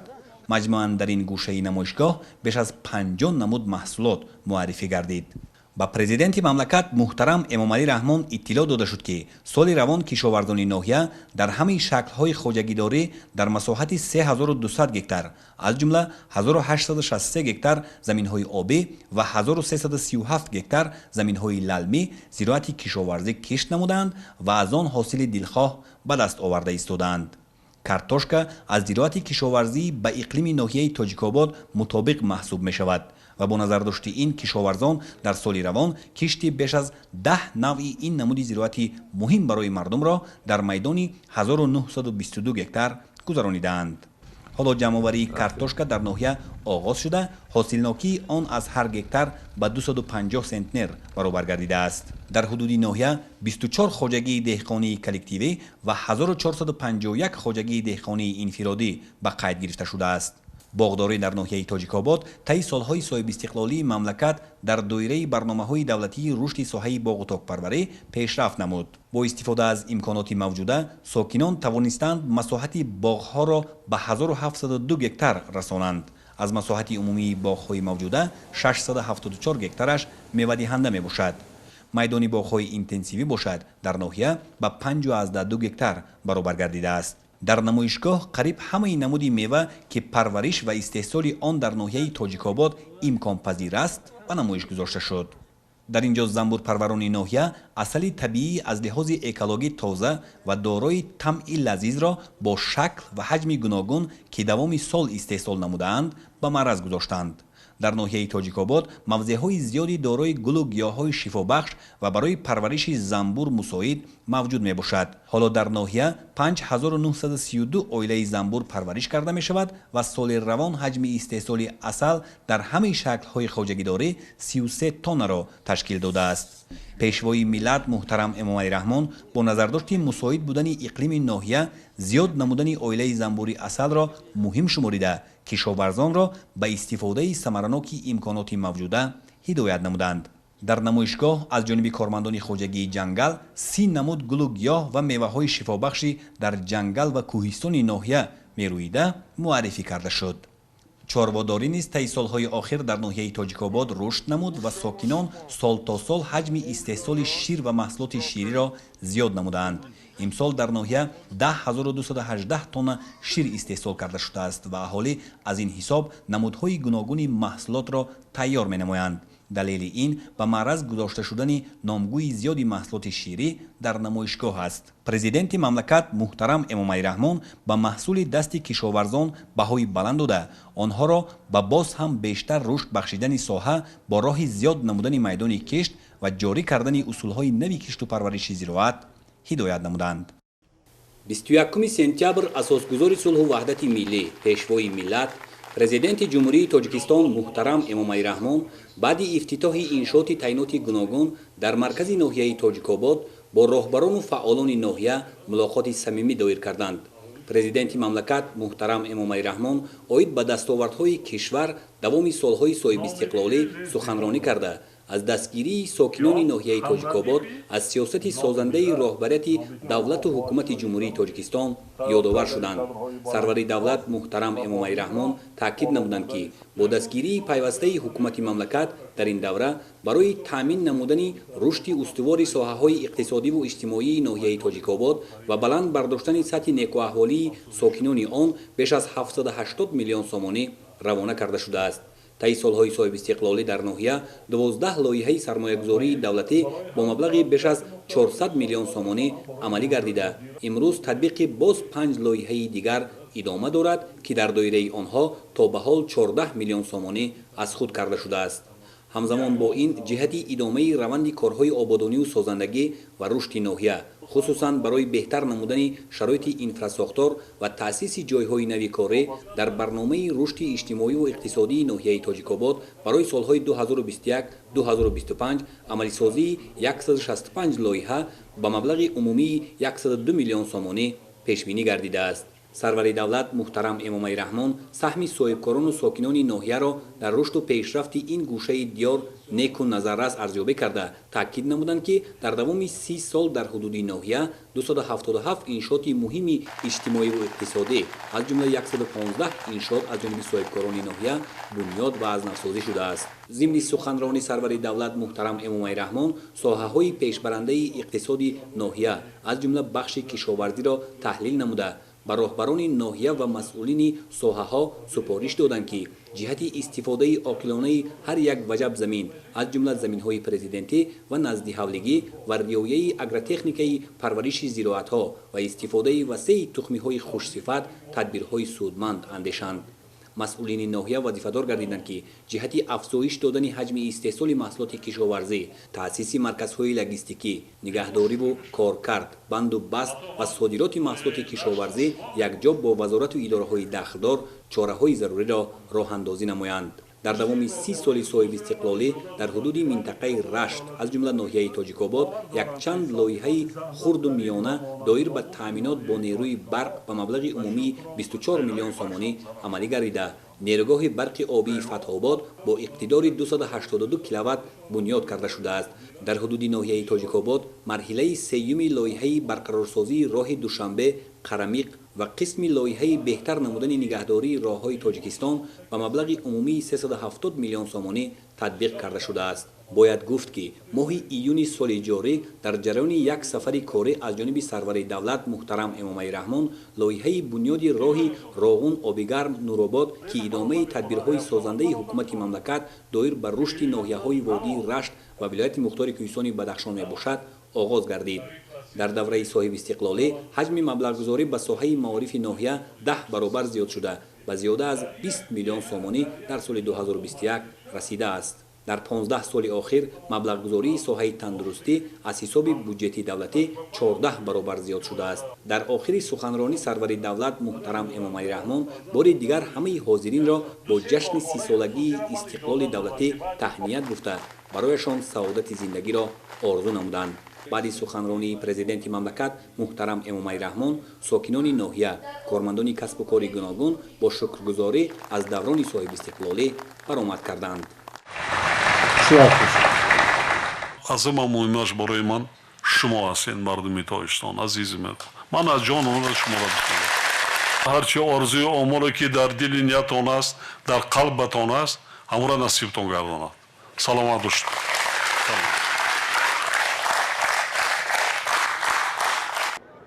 21 сентябр асосгузори сулҳу ваҳдати миллӣ пешвои миллат президенти ҷумҳурии тоҷикистон муҳтарам эмомалӣ раҳмон ҷиҳати шиносоӣ бо вазъи зиндагии мардум иштирок дар чорабиниҳои ҷашнӣ бахшида ба 30-солагии истиқлоли давлатии ҷумҳурии тоҷикистон ва ифтитоҳи як қатор иншоот ба ноҳияи Рашт ташриф оварданд. дар фурудгоҳи ноҳияи Рашт президенти мамлакат муҳтарам эмомалӣ раҳмонро бо шукргузорӣ аз сиёсати созанда ва бунёдкорона бо шукӯҳу самимияти беандоза истиқбол гирифтанд. یک جان تشکر برای پیشواگیری صمیمیتان یک جان تشکر. سلامت باشید.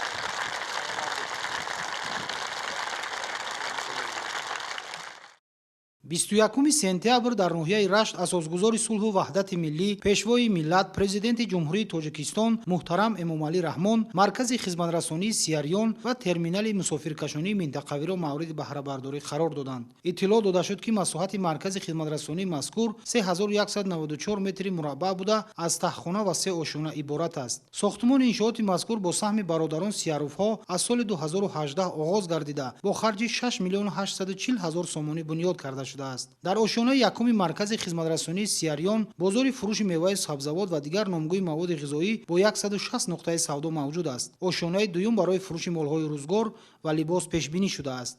бинои терминали мусофиркашонӣ низ барои 150 ҷойи нишаст бунёд гардидааст ки дар ошонаи якуми он марказҳои хизматрасонӣ мавҷуд аст. масоҳати ҷойгиршавии бинои терминал 264 метри мураббаъ буда бо харҷи 1.5 млн сомонӣ сохта ба истифода дода шудааст. дар маркази хизматрасонии Сиярён ва терминали мусофиркашонии минтақавӣ 400 нафар сокинони маҳаллӣ бо ҷои кори доимӣ таъмин гардиданд. ҳамчунин дар шафати терминал сохтмони меҳмонхона барои 150 нафар идома дорад. пешвои муаззами миллат муҳтарам эмомалӣ раҳмон аснои шиносоӣ бо шароити фароҳамгардида дар иншооти навбунёд баҳои баланд доданд ва саҳми соҳибкоронро дар вусъати корҳои ободониву созандагӣ назаррас маънидод карданд. мавриди зикри хос аст ки саҳми соҳибкорон ва аҳолии ноҳияи Рашт дар иҷрои корҳои ободониву созандагӣ назаррас буда дар давоми солҳои охир аз ҷониби онҳо зиёда аз 71 километр роҳҳои автомобилгарди ҳудуди ноҳия асфалтпӯш карда шуданд. инчунин бо саҳмгузории бахши хусусӣ 35 маркази савдову хизматрасонӣ мавриди истифода қарор гирифтааст. 21 сентябр дар доираи сафари корӣ ба ноҳияи Рашт асосгузори сулҳу ваҳдати миллӣ пешвои миллат президенти ҷумҳурии тоҷикистон муҳтарам эмомалӣ раҳмон бо вазъи рушди соҳаи боғдорӣ ва ниҳолпарварӣ дар боғи интенсивии Пайванд Рашт шинос шуданд. боғи интенсивии Пайванд Рашт 5 соли қабл дар масоҳати 6 гектар аз тарафи ҷамъияти дорои масъулияти маҳдуди Пайванд бунёд шуда буд ва дар он ҷо навъҳои беҳтарини себу нок парвариш меёбад ки ба содирот нигаронда шудааст. ёдовар мешавем ки аснои сафари корӣ соли 2016 дар ноҳияи Рашт президенти мамлакат муҳтарам эмомалӣ раҳмон ҳангоми шиносоӣ бо вазъи соҳаи боғдорӣ ба масъулон супориш дода буданд ки дар ҳамин мавзеъ ки байни ноҳияи Нуробод ва Рашт ҷойгир аст дар ҳудуди ноҳияи Нуробод дар майдони 40 гектар ва дар ҳудуди ноҳияи Рашт 30 гектар боғи интенсивӣ бунёд намоянд. дар партави дастуру ҳидоятҳои сарвари давлат аз тарафи ҷамъияти дорои масъулияти маҳдуди Пайванд майдони умумии боғи интенсивӣ дар ин мавзеъ ба 34 гектар расонида шуда беҳтарин навъҳои себу нок, олу ва дигар ниҳоли дарахтони мева парвариш карда мешавад. баъди васеъ намудани майдони боғи интенсивӣ дар ин ҷо зиёда аз 20 нафар бо ҷои кори доимӣ ва маоши хуб таъмин шуданд. ҳамзамон аз майдони 34 гектар боғи интенсивии мавҷуда 20 гектари он ҳосилдеҳ буда дар 10 гектар ниҳоли дарахтони нодири ороишиву ҳамешасабз ки аз Белгия, Голландия ва Полша оварда шудааст парвариш меёбад. аз нашъунамои хуби ниҳолҳо ва серҳосилии дарахтони мева аён аст ки агротехникаи парваришро мутахассисон дар сатҳи зарурӣ ба роҳ мондаанд. бо дар назардошти мутобиқ будани ин мавзеъ барои парвариш ва нашъунамои хуби ниҳоли дарахтони сояафкану ороишӣ ки аз кишварҳои Аврупо дастрас карда мешавад, тадриҷан майдони парвариши он васеъ карда хоҳад шуд. дар айни замон бо истифода аз шароити мавҷуда мутахассисони ҷамъияти дорои масъулияти маҳдуди Пайванд парвариши навъу намудҳои нодири ниҳоли дарахтони ороишиву сояафкан ки ҷиҳати зебою назаррабо гардондани боғҳои фарҳангӣ фароғатӣ, саҳни биноҳои маъмурӣ ва кӯчаву хиёбонҳо истифода карда мешавад ба роҳ мондаанд. ҳамчунин азм гирифта шудааст ки дар ин минтақа гармхона барои парвариши навъу намудҳои гули садбарг ва хризантема бунёд карда мешавад. дар оянда барои васеъ намудани фаъолияти хоҷагидорӣ аз ҷониби ҷамъияти дорои масъулияти маҳдуди пайванд бунёди сардхона барои нигаҳдорӣ то 5000 тонна мева, коргоҳҳои истеҳсолии қуттиҳо ва коркарди меваҳо ба нақша гирифта шудааст. барои обёрии боғи интенсивӣ 3 чоҳи амудӣ бунёд карда шудааст ки ин тадбир барои дар оянда васеъ намудани майдони боғот дар ин мавзеъ имконият фароҳам меорад. дар асоси дастуру ҳидояти пешвои муаззами миллат муҳтарам Эмомалӣ Раҳмон дар ин мавзеъ парвариши хуш низ ба роҳ монда шудааст ки талабот ба он хеле зиёд аст, зеро хусусияти шифоӣ дорад. дар боғи мазкур сарвари давлат муҳтарам Эмомалӣ Раҳмон ба боғдорон оид ба соҳаи боғдорӣ, васеъ кардани майдони боғот, ба иқлими маҳал мутобиқ намудани навъҳои беҳтарини мева, афзоиши содироти меваҳои лазизу хуштами Тоҷикистон ва татбиқи муваффақонаи барномаҳои давлатӣ оид ба рушди соҳаи боғу токпарварӣ маслиҳатҳои муфид доданд. бунёди боғҳои нав дар баробари таъсиси ҷойҳои корӣ, инчунин ба истеҳсолу содироти меваҳои шаҳдбори аз ҷиҳати экологӣ тоза ба хориҷи мамлакат мусоидат мекунад. президенти ҷумҳурии Тоҷикистон муҳтарам Эмомалӣ Раҳмон бо намоиши дастовардҳои кишоварзони ноҳияи Рашт шинос шуданд. ҳамон тавре маълум гардид, хоҷагидорон дар ҳама бахшҳои соҳаи кишоварзӣ ба дастовардҳои назаррас ноил гашта дар таъмини амнияти озуқаворӣ фаъолона саҳмгузоранд. дар ноҳияи Рашт имсол дар ҳама шаклҳои хоҷагидорӣ дар майдони 7663 гектар кишти зироат гузаронда шуд ки нисбат ба соли гузашта 24,3 гектар зиёд мебошад. ҳаҷми умумии истеҳсоли маҳсулоти кишоварзӣ дар ин давра ба 68 млн 660 000 сомонӣ баробар шудааст ки нисбат ба соли гузашта 801 000 сомонӣ зиёд ва суръати афзоиш 101,2%-ро ташкил медиҳад. дар намоиши дастовардҳои кишоварзон беҳтарин навъҳои себу нок, сабзавоту полезиҳо, зироати лубиёгӣ, намунаҳои дастпухти кадбонаҳо аз қабили нону кулчаҳо, шириниву маҳсулоти ширӣ ва ҳунарҳои мардумӣ ба маъраз гузошта шуд. мушоҳида гардид ки ҳунари дузандагӣ, бофандагӣ, зардӯзӣ, чакандӯзӣ, тоқидӯзӣ ва атласу адрасбофӣ дар ноҳияи Рашт ба таври назаррас рушд кардааст. тавре бонувон зимни шиносоии сарвари давлат муҳтарам Эмомалӣ Раҳмон аз маҳсули дасти аҳли ҳунар иброз доштанд, бо васеъ кардани доираи фаъолият дар хона ва коргоҳҳои алоҳида, онҳо аз ин манфиати зиёд гирифта барои пешбурдани зиндагии худ истифода менамоянд. занони ҳунарманд инчунин бо мақсади қонеъ кардани талаботи хонандагони мактабҳо духти сару либоси мактабиро низ васеъ ба роҳ мондаанд. кадбонуҳои ноҳияи Рашт намудҳои гуногуни маҳсулоти нонӣ, нону кулча, қаламаю чапотӣ ва дигар намуди анвои маводи ғизоиро ба маъраз гузоштанд. техникаву мошинолоти муосири кишоварзӣ ки аз тарафи муассисаи давлатӣ маркази идораи лоиҳаи рушди чорводорӣ ва чарогаҳҳо ба намоиш гузошта шуда буд, барои рушди соҳа ва самтҳои гуногуни хоҷагидорӣ ба деҳқонон дастрас карда мешавад. дар як гӯшаи дигар намоиши маҳсулоти истеҳсолнамудаи корхонаву коргоҳҳои ноҳияи Рашт ташкилу ба роҳ монда шуд ки нишондодҳои истеҳсолии онҳо низ солҳои охир рӯ ба афзоиш аст. истиқроҷу коркарди ангишсанг дар конҳои мавҷудаи ноҳияи Рашт солҳои охир вусъат дошта, аз ин ҳисоб таъмини ташкилоту муассисаҳо ва дигар соҳаҳои буҷетӣ бо ангишти хушсифат сол бештар мегардад. ҳаҷми маҳсулоти истеҳсолнамудаи корхонаҳо ва коргоҳҳои саноатии ноҳияи Рашт 12 млн 318,1 000 сомониро ташкил медиҳад ки нисбат ба соли гузашта 348,9 000 сомонӣ зиёд аст. соҳаи чорводорӣ низ дар ноҳияи Рашт рушд карда, саршумори зотҳои сермаҳсул дар ҳама шаклҳои хоҷагидорӣ зиёд мегардад. нишондодҳои истеҳсолӣ дар соҳаҳои гуногуни хоҷагии халқи ноҳияи Рашт соласол баланд гардида, сатҳи зиндагии мардум ба маротиб беҳтар шудааст. 21 сентябр асосгузори сулҳу ваҳдати миллӣ, пешвои миллат, президенти ҷумҳурии Тоҷикистон муҳтарам Эмомалӣ Раҳмон дар доираи сафари корӣ дар ноҳияи Рашт дар қароргоҳи яке аз қисмҳои низомии қушунҳои зудамали вазорати мудофиаи ҷумҳурии Тоҷикистон бинои нави дошёнаи ситоди қисми ҳарбӣ ва хобгоҳро ифтитоҳ карданд. созандагию бунёдкорӣ ва дар ин замина таъмини хизматчиёни ҳарбии артиши миллӣ бо шароитҳои хуби ҳозиразамони хизматию маишӣ ва ҳам таълимӣ доимо дар мадди назари пешвои миллат сарфармондеҳи олии қувваҳои мусаллаҳ генерали артиш муҳтарам Эмомалӣ Раҳмон қарор дошта дар ин замина пайваста корҳои судманду назаррас амалӣ карда мешавад. бинои дошонаи ситоди қисми ҳарбӣ ва хобгоҳи кушоду барҳавои муосир дар рӯзҳои таҷлили 30-солагии истиқлолияти давлатии ҷумҳурии Тоҷикистон ва дар доираи корҳои созандагӣ дар ҳудуди қисми низомии қушунҳои зудамали вазорати мудофиаи ҷумҳурии Тоҷикистон мавриди баҳрабардории ҳайати шахсии он қарор дода шуд. ситоди қисми ҳарбӣ дар масоҳати 320 метри мураббаъ сохта шуда, дохили он аз нуқтаи навбатдори фаврӣ, системаи алоқаи муосир, толори маҷлис, нуқтаи идоракунӣ, ҳуҷраи кории афсарону ҳайати шахсӣ ва аз дигар ҳуҷраҳои гуногуни кориву хизматӣ иборат мебошад. хобгоҳи кушоду барҳавои замонавӣ бошад бо 260 ҷойи хоб барои сарбозон пешбинӣ гардида дар масоҳати 570 метри мураббаъ қомат афрохтааст. дар ошонаҳои якум ва дуюми хобгоҳ ба ғайр аз ҳуҷраҳои калони хоби сарбозон инчунин хонаи хизматию маишӣ, синфхонаҳои дарсӣ, ҷои дастурушӯӣ, амбор ва дигар ҳуҷраҳо ҷойгир карда шудааст. барои назорати доимии дохилу атрофи бино ва ҳудуди қисми ҳарбӣ камераҳои мушоҳидавӣ насб гардида иншооти мазкур бо системаи гармидиҳӣ таъмин мебошад. дар доираи анҷоми корҳои ободонӣ ҳудуди бинову иншооти қисми низомии мазкур бо роҳравҳои бетонӣ суҳбат карда барои ҳайати шахсӣ, гулу бутаҳо ва бо дигар растаниҳои ороишӣ зиннат ёфтааст. президенти ҷумҳурии тоҷикистон муҳтарам Эмомалӣ Раҳмон аз дохил ва ҳудуди қисми низомӣ ва бинову иншооти навбунёд дидан карда ба сатҳу сифати корҳои сохтмонии он баҳои баланд доданд. ба масъулини қисми ҳарбӣ ва ба мақомоти иҷроияи ҳокимияти давлатии ноҳияи Рашт супориш дода шуд ки барои тарбияи дурусти сарбозон ва таъмини онҳо бо маводи зарурии хӯрок ва сарулибос таваҷҷӯҳи махсус зоҳир намоянд. қобили зикр аст ки дар доираи анҷоми корҳои сохтмонӣ бо дастгирии сарфармондеҳи олии қувваҳои мусаллаҳ муҳтарам Эмомалӣ Раҳмон давоми солҳои соҳибистиқлолӣ дар ҳудуди тамоми гарнизони мамлакат бисёре аз қисмҳои низомӣ аз навсозӣ, таъмиру тармим гардида сатҳо иншооти муҳим ва аҳамияти ҳарбӣ дошта аз нав бунёд карда шудааст.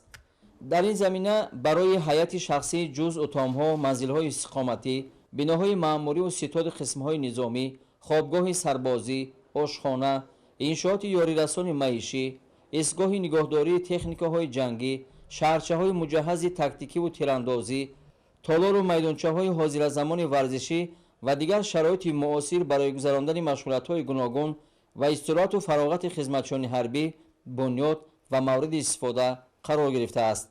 бунёди ду иншооти наву муосир идомаи мантиқии сиёсати неку инсонпарваронаи пешвои миллат муҳтарам Эмомалӣ Раҳмон нисбат ба сарбозони ватандӯсти мамлакат мебошад. 22 сентябр асосгузори сулҳу ваҳдати миллӣ пешвои миллат президенти ҷумҳурии тоҷикистон муҳтарам Эмомалӣ Раҳмон дар доираи сафари корӣ дар ноҳияҳои водии Рашт дар деҳоти ба номи Боқӣ Раҳимзодаи деҳаи Шулеи ноҳияи Рашт муассисаи таҳсилоти рақами 35-ро ки дар майдони умумии 720 метри мураббаъ бунёд гардидааст ба истифода доданд. бояд гуфт ки бинои мактаби ҳамин деҳа ки соли 1975 сохта шуда буд бо гузашти солҳо кӯҳнаву фарсуда ва садамавӣ гардид. бо афзоиши шумораи аҳолии мушкилоти норасидани ҷои нишаст низ барои хонандагон ба миён омад. бинои нав аз ду ошёна иборат буда бо мақсади иҷрои дастуру супоришҳои президенти мамлакат муҳтарам Эмомалӣ Раҳмон аз ҷониби соҳибкори ватандӯст Файзиддин Зиёуддинов бунёд шудааст. сохтмони бино моҳи ноябри соли 2019 оғоз гардида моҳи сентябри соли ҷорӣ ба анҷом расидааст. дар ошёнаи якуми муассисаи таҳсилоти миёнаи умумии рақами 35 6 синфхона, ошхона, ҳуҷраи омӯзгорон, ҳуҷраи кории директор, лабораторияи кимиё ва физика ва дар ошёнаи дуюми он 5 синфхона ва 2 синфхонаи компютерӣ, толори маҷлисгоҳ бо 135 ҷои нишаст, китобхона ҷойгир мебошад. муассисаи таҳсилоти миёнаи умумии рақами 35 барои 340 нафар хонанда дар якбаст пешбинӣ шудааст. муассисаи мазкур бо мизу курсиҳои истеҳсоли ватанӣ таъмин мебошад. боиси ифтихору сарфарозист ки муҳтарам ҷаноби олӣ президенти ҷумҳурии тоҷикистон ба муассисаи мо ташриф оварда бинои наву замонавиро ифтитоҳ намудаанд. имрӯз дар муассисаи мо тамоми шароитҳои замонавӣ муҳайё сохта шудааст ва мо омӯзгорон аз ин меболем.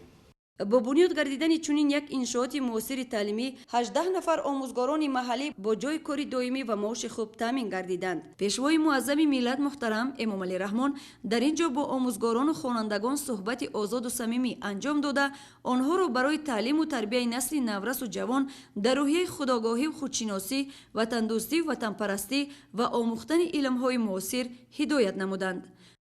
22 сентябр дар доираи сафари корӣ ба ноҳияҳои водии Рашт асосгузори сулҳу ваҳдати миллӣ пешвои миллат президенти ҷумҳурии тоҷикистон муҳтарам Эмомалӣ Раҳмон дар ноҳияи Рашт бинои маъмурии ҷамоати шаҳраки Навободро ифтитоҳ намуданд. бинои мазкур дар масоҳати умумии 620 метри мураббаъ бунёд гардида аз ду ошёна иборат мебошад. сохтмони он моҳи июни соли 2019 оғоз гардида моҳи сентябри соли 2021 ба анҷом расид. ёдовар бояд шуд ки санги асоси бинои мазкурро соли 2019 дар доираи сафари корӣ ба ноҳияҳои водии рашт президенти ҷумҳурии тоҷикистон муҳтарам эмомалӣ раҳмон гузошта буданд. дар ошёнаи якуми бинои маъмурии ошхона толори маҷлисгоҳ барои 300 нафар ҷойи нишаст, 2 ҳуҷраи корӣ, дар ошёнаи дуюм 5 ҳуҷраи корӣ ҷойгир мебошад. бунёди бинои нави маъмурии ҷамоати шаҳраки Навобод дар асоси таваҷҷӯҳи пайвастаи ҳукумати ҷумҳурии Тоҷикистон ҷиҳати фароҳам овардани шароити муосири фаъолият ба кормандони мақомоти маҳаллӣ ва дар ҳамин замина баҳравар гардидани сокинони он аз шароити мусоиди хизматрасонӣ бахшида ба ҷашни бузурги миллӣ сисолагии истиқлолияти давлатии ҷумҳурии Тоҷикистон бо маблағгузории ҳукумати мамлакат ба анҷом расидааст. дар ин ҷо пешвои муаззами миллат муҳтарам эмомалӣ раҳмон масъулинро барои иҷрои пурраи вазифаҳои хизматӣ ва мутобиқ ба талаботи замон ба мардум хизмат расонидан дастуру супоришҳои мушаххас доданд. ёдовар мешавем ки аҳолии шаҳраки Навободро 6000 нафар ташкил медиҳад. дар ноҳияи рашт аз ҷониби асосгузори сулҳу ваҳдати миллӣ пешвои миллат президенти ҷумҳурии Тоҷикистон муҳтарам эмомалӣ раҳмон манзилҳои истиқоматӣ барои хизматчиёни давлатӣ ба истифода дода шуд. иншооти нав дорои шароити муосир барои зиндагӣ буда дар заминаи дастгириҳои пайвастаи ҳукумати мамлакат ҷиҳати фароҳам овардани шароити мусоиди зист барои хизматчиёни давлатӣ сохта шудааст. пешвои муаззами миллат муҳтарам эмомалӣ раҳмон ба хизматчиёни давлатӣ калидҳои манзилҳои истиқоматиро супорида онҳоро ба хизмати софдилона ба манфиати давлату миллат ҳидоят намуданд. нафароне ки соҳиби хона шуданд бо фараҳу хушҳолӣ ба роҳбари давлат изҳори миннатдорӣ намуданд. иншооти мазкур бо маблағгузории ҳукумати ҷумҳурии Тоҷикистон аз тарафи дирексияи сохтумони иншооти ҳукуматии дастгоҳи иҷроияи президенти ҷумҳурии Тоҷикистон бунёд гардида он аз 5 ошёна ва 48 манзили истиқоматӣ аз ҷумла 16 якҳуҷрагӣ, 30 дуҳуҷрагӣ ва 3 манзили истиқоматӣ 3ҳуҷрагӣ иборат мебошад. манзилҳои истиқоматӣ дар ноҳияи рашт бо мақсади дар ноҳияҳои дурдаст аз имкони мусоид барои зиндагӣ баҳравар намудани хизматчиёни давлатӣ сохта шудааст. зимни шиносоӣ бо шароити манзилҳои истиқоматӣ президенти ҷумҳурии Тоҷикистон муҳтарам эмомалӣ раҳмон аз фаъолияти хизматчиёни давлатӣ ёдовар шуда ҳифзи манфиатҳои миллиро вазифаи асосии ҳар як фарди хештаншинос арзёбӣ намуданд. дар асоси лоиҳа истиқоматкунандагон метавонанд аз шароити мусоид дар саҳни бино барои гаштугузор ва фароғат баҳравар шаванд. طبق لایحه و با نظرداشت ساخت معماری زمانوی کارهای ساختمانی با صفت به انجام رسانیده شد. صاحب منزل‌های استقامتی شدن خدمتچیان دولتی غمخوری نوبتی حکومت جمهوری تاجیکستان نسبت به کارمندان ساختارهای گوناگون در ناحیه رشت میباشد. 22 سپتامبر با اشتراک اساسگزار صلح و وحدت ملی پیشوای ملت پرزیدنت جمهوری تاجیکستان محترم امامعلی رحمان باغچه اخترک در ناحیه رشت افتتاح گردید. انشاءات تعلیمی در دایره آمادگی‌ها به تجلیل جشن 30 سالگی استقلالیت دولتی جمهوری تاجیکستان از طرف اویله احمدوفا ساخته شده دارای شرایط زمانوی برای به تعلیم تا مکتبی فرا گرفتن 100 کودک میباشد. این اولین باغچه تیپی نو در ناحیه رشت میباشد و در برابر زبان تاجیکی برای آموزش زبان‌های روسی و انگلیسی دقت اولین درجه داده میشود. پرزیدنت جمهوری تاجیکستان محترم امامعلی رحمان مربیان را برای در راهی خویشتن‌شناسی تربیت نمودن نورسان وظیفه‌دار نمودند. با تعلیم تا مکتبی فرا گرفتن نورسان یکی از هدف‌های اساسی حکومت جمهوری تاجیکستان میباشد. این سومین باغچه بچگانه به حساب میرود که در ناحیه رشت به فعالیت آغاز نمود و جهت هرچی بیشتر با تعلیم تا مکتبی فرا گرفتن نورسان مساعدت میکند. در این درگاه دستوریکان از 3 تا 6 ساله به واسطه عیانیت‌ها به آموزش فرا گرفته میشوند.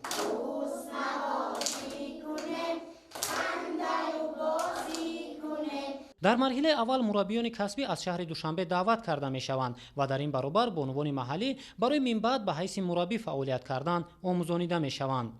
پیشوای ملت محترم امامعلی رحمان برای در آینده در شرایط زمانوی هرچی بیشتر به تعلیم تا مکتبی فرا گرفتن نورسان به مسئولین سپارش دادند. اطلاع داده شد که آینده در همین جا برای تا 200 نفر نورس دیگر را به تعلیم تا مکتبی فرا گرفتن امکان فراهم آورده می شود. همزمان برای در شرایط معاصر به تعلیم فرا گرفتن نورسان همین درگاه بنیاد مؤسسه تحصیلات میانه عمومی تیپ نو برای 300 خواننده به نقشه گرفته شده است. صحن بینای تعلیمی مطابق با ساخت معماری زمانوی نظرآبا گردانیده شده، درختان آرایشی شنانیده شده است. 22 سپتامبر در ناحیه رشت اساسگزار صلح و وحدت ملی پیشوای ملت پرزیدنت جمهوری تاجیکستان محترم امامعلی رحمان با خصلت‌های حمیده انسان دوستی و یتیم پروری چون عنعنه نکو با یک گروه یتیمان ناحیه‌های منطقه رشت ملاقات صمیمی دایر کرده از حال و احوال شرایط زیست و تعلیم و تربیتشان پرسان شدند. ملاقات سرور دولت محترم امامعلی رحمان در مرکز معاصر و نوبنیاد تجارتی و خدمترسانی میر ایوب که از جانب ساکن وطندوست ناحیه رشت میر ایوب شاکرов بنیاد شده است برگزار گشت. این نوبت 60 نفر کودک یتیم از ناحیه‌های رشت، نورآباد و تاجیک‌آباد به صحبت و دیدار پدر غمخوارشان مشرف گردیده و از دست سرور خیراتپیشه و رعیت پرور تحفه‌ها عبارت از سر و لباس، شیرینی‌ها، اشیاء خوانش و کمک مالیوی گرفتند. پرزیدنت مملکت محترم امامعلی رحمان همه اشتراکچیان واخوری کودکان خوش‌طالع دوران صاحب استقلالی را که با امر تقدیر از مهر و نوازش پدر و مادر محروم گشته و زیر غمخواری پیشوای معظم ملت قرار دارند، با جشن بزرگ ملی 30 سالگی استقلالیت دولتی جمهوری تاجیکستان تبریک و تهنیت گفته برایشان سلامتی بردوام، خوانش خوب و اعلی و سعادت زندگی را آرزو کردند. از شما خواهش میکنیم که باباهای خوب و اعلی خوانید، انتظامی نمونه‌ای داشته باشید. خودی همین سال صدها نفر همتایان شما اونایی که صنفی آزاد را ختم کردند به عنوان دانشجو مشرف گردیدند، با دانشکده و دانشگاه‌های جمهوری داخل شدند، حالا تحصیل کرده ایستادند. شما هم ناز خوانید. حاضر آینده شما درخشان است، در پیش است. برای همین در وقتی تحصیل در مسائل تحصیلات عمومی باباهای خوب و اعلی خوانید. آداب و اخلاقی نمونه‌ای داشته باشید. خب کتاب بیشتر خوانید. زبان‌های خارجی را خوانید. زبان مادری در سطح اول و 2 زبان خارجی دیگر را به سطح زبان مادری دانستنده کار. از مربیان آموزگاران خواهش میکنم که فرزندان ما را مثل فرزندان خودتان تربیت کنید، نگاه بین کنید. ما شما را تربیت میکنیم تا حیات مستقلانه با وای میرسانیم و گسیل میکنیم. رو افتاده نباشید هیچگاه. خب دولت و حکومت مملکت نسبت به شما دائما غمخواری ظاهر می‌نماید، نه اینکه در عرصه یک جشن و معرکه‌های فرهنگی یا ملی دیگر. نه از خانتان. سرور دولت محترم امامعلی رحمان درباره دستگیری اجتماعی حکومت مملکت سخنرانی کرده. تاکید داشتند که تربیت انسان کامل و از هر جهت آب و تاب یافته، به خصوص کودکانی که از پدر و مادر یتیم ماندند، از هدفهای نیک سیاست اجتماعی راهبریت دولت و حکومت کشور به شمار می رود.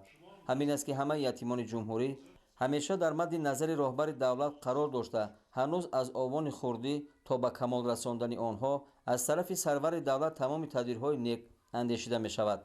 بعد از سخنرانی و تقدیم تحفه ها، پیشوای ملت محترم امامعلی رحمان در سر دسترخوان پرناز نعمت که به خاطر کودکان دوران صاحب استقلالی آراسته شده بود، با آنها صحبت صمیمی دایر کردند. یتیمان از غمخواری همیشگی پرزیدنت مملکت محترم امامعلی رحمان در راه تربیت، صاحب معلومات و صاحب کسب کردنشان اظهار سپاس نمودند.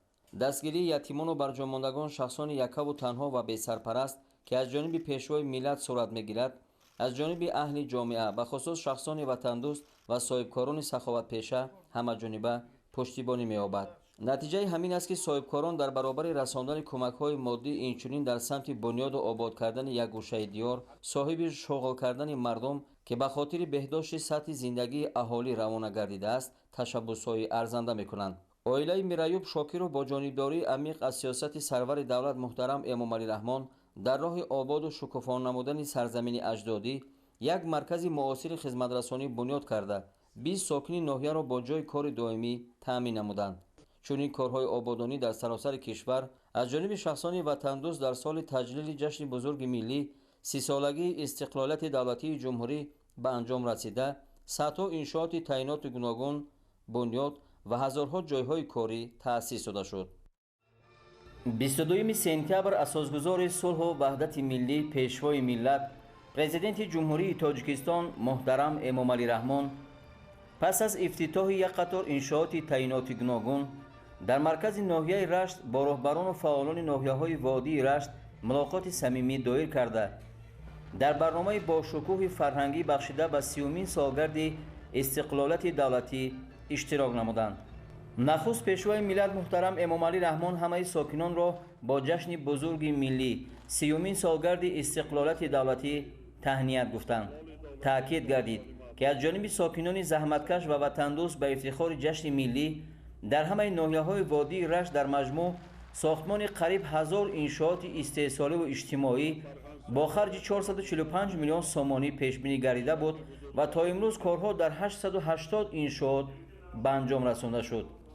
аз ҷониби ҳукумати кишвар дар даврони соҳибистиқлолӣ барои рушди иҷтимоиву иқтисодии ноҳияҳои минтақа аз ҳамаи сарчашмаҳои маблағгузорӣ беш аз 6.6 миллиард сомонӣ, аз ҷумла ба ноҳияи Нуробод 2.2 миллиард, Рашт 1.5 миллиард, Сангвор 914 миллион, Лахш 1.2 миллиард ва Тоҷикобод 787 миллион сомонӣ равона шудааст. ҳамчунин дар ноҳияҳои минтақаи Рашт то имрӯз барои сохтмону таҷдид ва муҷаҳҳаз намудани муассисаҳои таълимӣ ва тиббӣ, бунёд ва таҷдиди роҳҳои мошингард, зиёд намудани иқтидорҳои истеҳсолӣ ва интиқоли нерӯи барқ, кам кардани талафоти он, рушди соҳаи кишоварзӣ ва дастгирии хоҷагиҳои деҳқонӣ, соҳилмустаҳкамкунӣ ва пешгирӣ аз зарарҳои офати табиӣ, татбиқи 79 лоиҳаи сармоягузории давлатӣ ба маблағи беш аз 2.3 миллиард сомонӣ анҷом ёфта, ҳоло амалисозии 21 лоиҳаи дигар идома дорад, ки дар доираи онҳо то имрӯз беш аз 183 миллион сомонӣ аз худ шудааст. танҳо дар 10 соли охир ба ноҳияҳои минтақа 150 миллион сомонӣ сармояи мустақими хориҷӣ ҷалб шуда, барои бо ҷои корӣ таъмин намудани шумораи зиёди аҳолӣ мусоидат кардааст. ҳамзамон бо ин ба аҳолии ноҳияҳои минтақа 11.4 ҳазор гектар замини наздиҳавлигӣ ҷудо гардидааст, ки дар муқоиса бо давраи то соли 1991 3 баробар зиёд мебошад.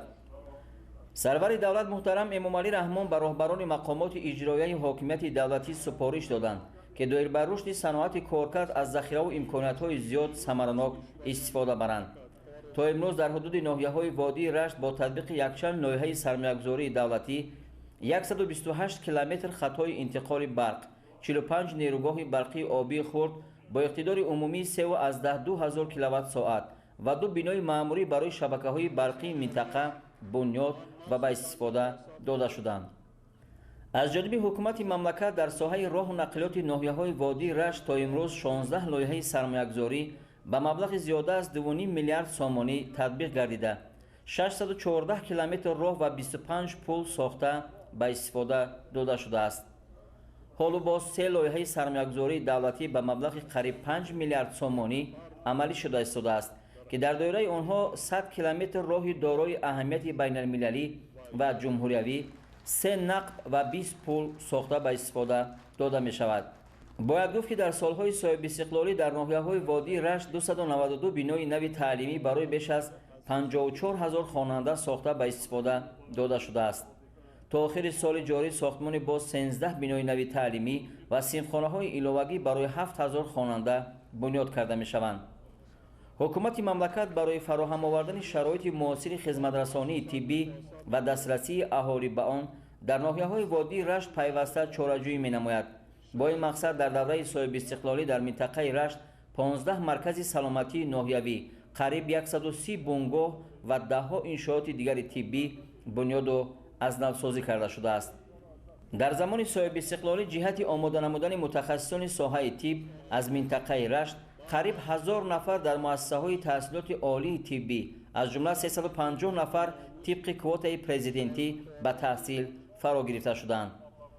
дар охири суханронӣ сарвари давлат муҳтарам Эмомалӣ Раҳмон бо итминон изҳор доштанд, ки мардуми ватандӯсти ин минтақа барои боз ҳам ободу зебогардонидани диёри худ ва таҳкими пояҳои давлати соҳибистиқлоламон минбаъд низ саъю талоши ватандӯстонаро идома ва вусъат мебахшанд. дар ҳамин ҷо пас аз суханронии президенти ҷумҳурии Тоҷикистон муҳтарам Эмомалӣ Раҳмон, барномаи рангину бошукӯҳи консертии устодони санъат ва ҳунармандон бахшида ба 30-солагии истиқлолияти давлатии ҷумҳурии Тоҷикистон баргузор гардид. 23 сентябр сафари кории асосгузори сулҳу ваҳдати миллӣ, пешвои миллат, президенти ҷумҳурии Тоҷикистон муҳтарам Эмомалӣ Раҳмон дар ноҳияҳои водии Рашт ба анҷом расид. ёдовар мешавем, ки сарвари давлат муҳтарам Эмомалӣ Раҳмон дар рӯзҳои таҷлили ҷашни 30-солагии истиқлолияти давлатӣ аз 20 то 23 сентябр бо сафари корӣ дар ноҳияҳои Сангвор, Нуробод, Тоҷикобод, Лахш ва Рашт қарор доштанд. дар ҷараёни сафари кории бобарору созанда пешвои миллат муҳтарам эмомалӣ раҳмон як қатор иншооти таъиноти гуногунро ки аз тарафи мардуми меҳнатдӯсти ноҳияҳои водии рашт бо ҷонибдорӣ аз сиёсати бунёдкоронаи ҳукумати кишвар сохта шуданд мавриди баҳрабардорӣ қарор доданд. яке аз ҳадафҳои асосии сафари корӣ мулоқоти президенти мамлакат муҳтарам эмомалӣ раҳмон бо сокинони ноҳияҳои водии рашт, шиносоӣ бо вазъи зиндагии онҳо, натиҷагирӣ аз вазъи имрӯзаи рушди иҷтимоиву иқтисодӣ буд.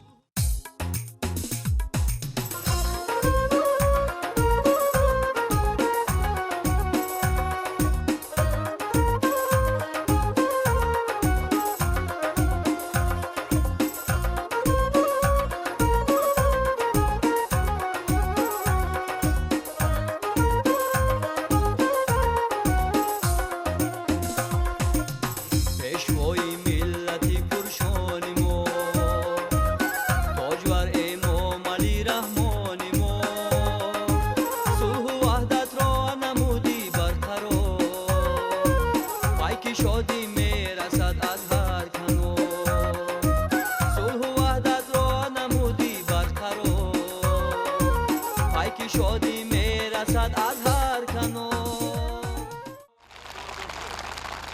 یک جان تشکر، سلامت باشید، خوشبخت باشید، آباد باشید.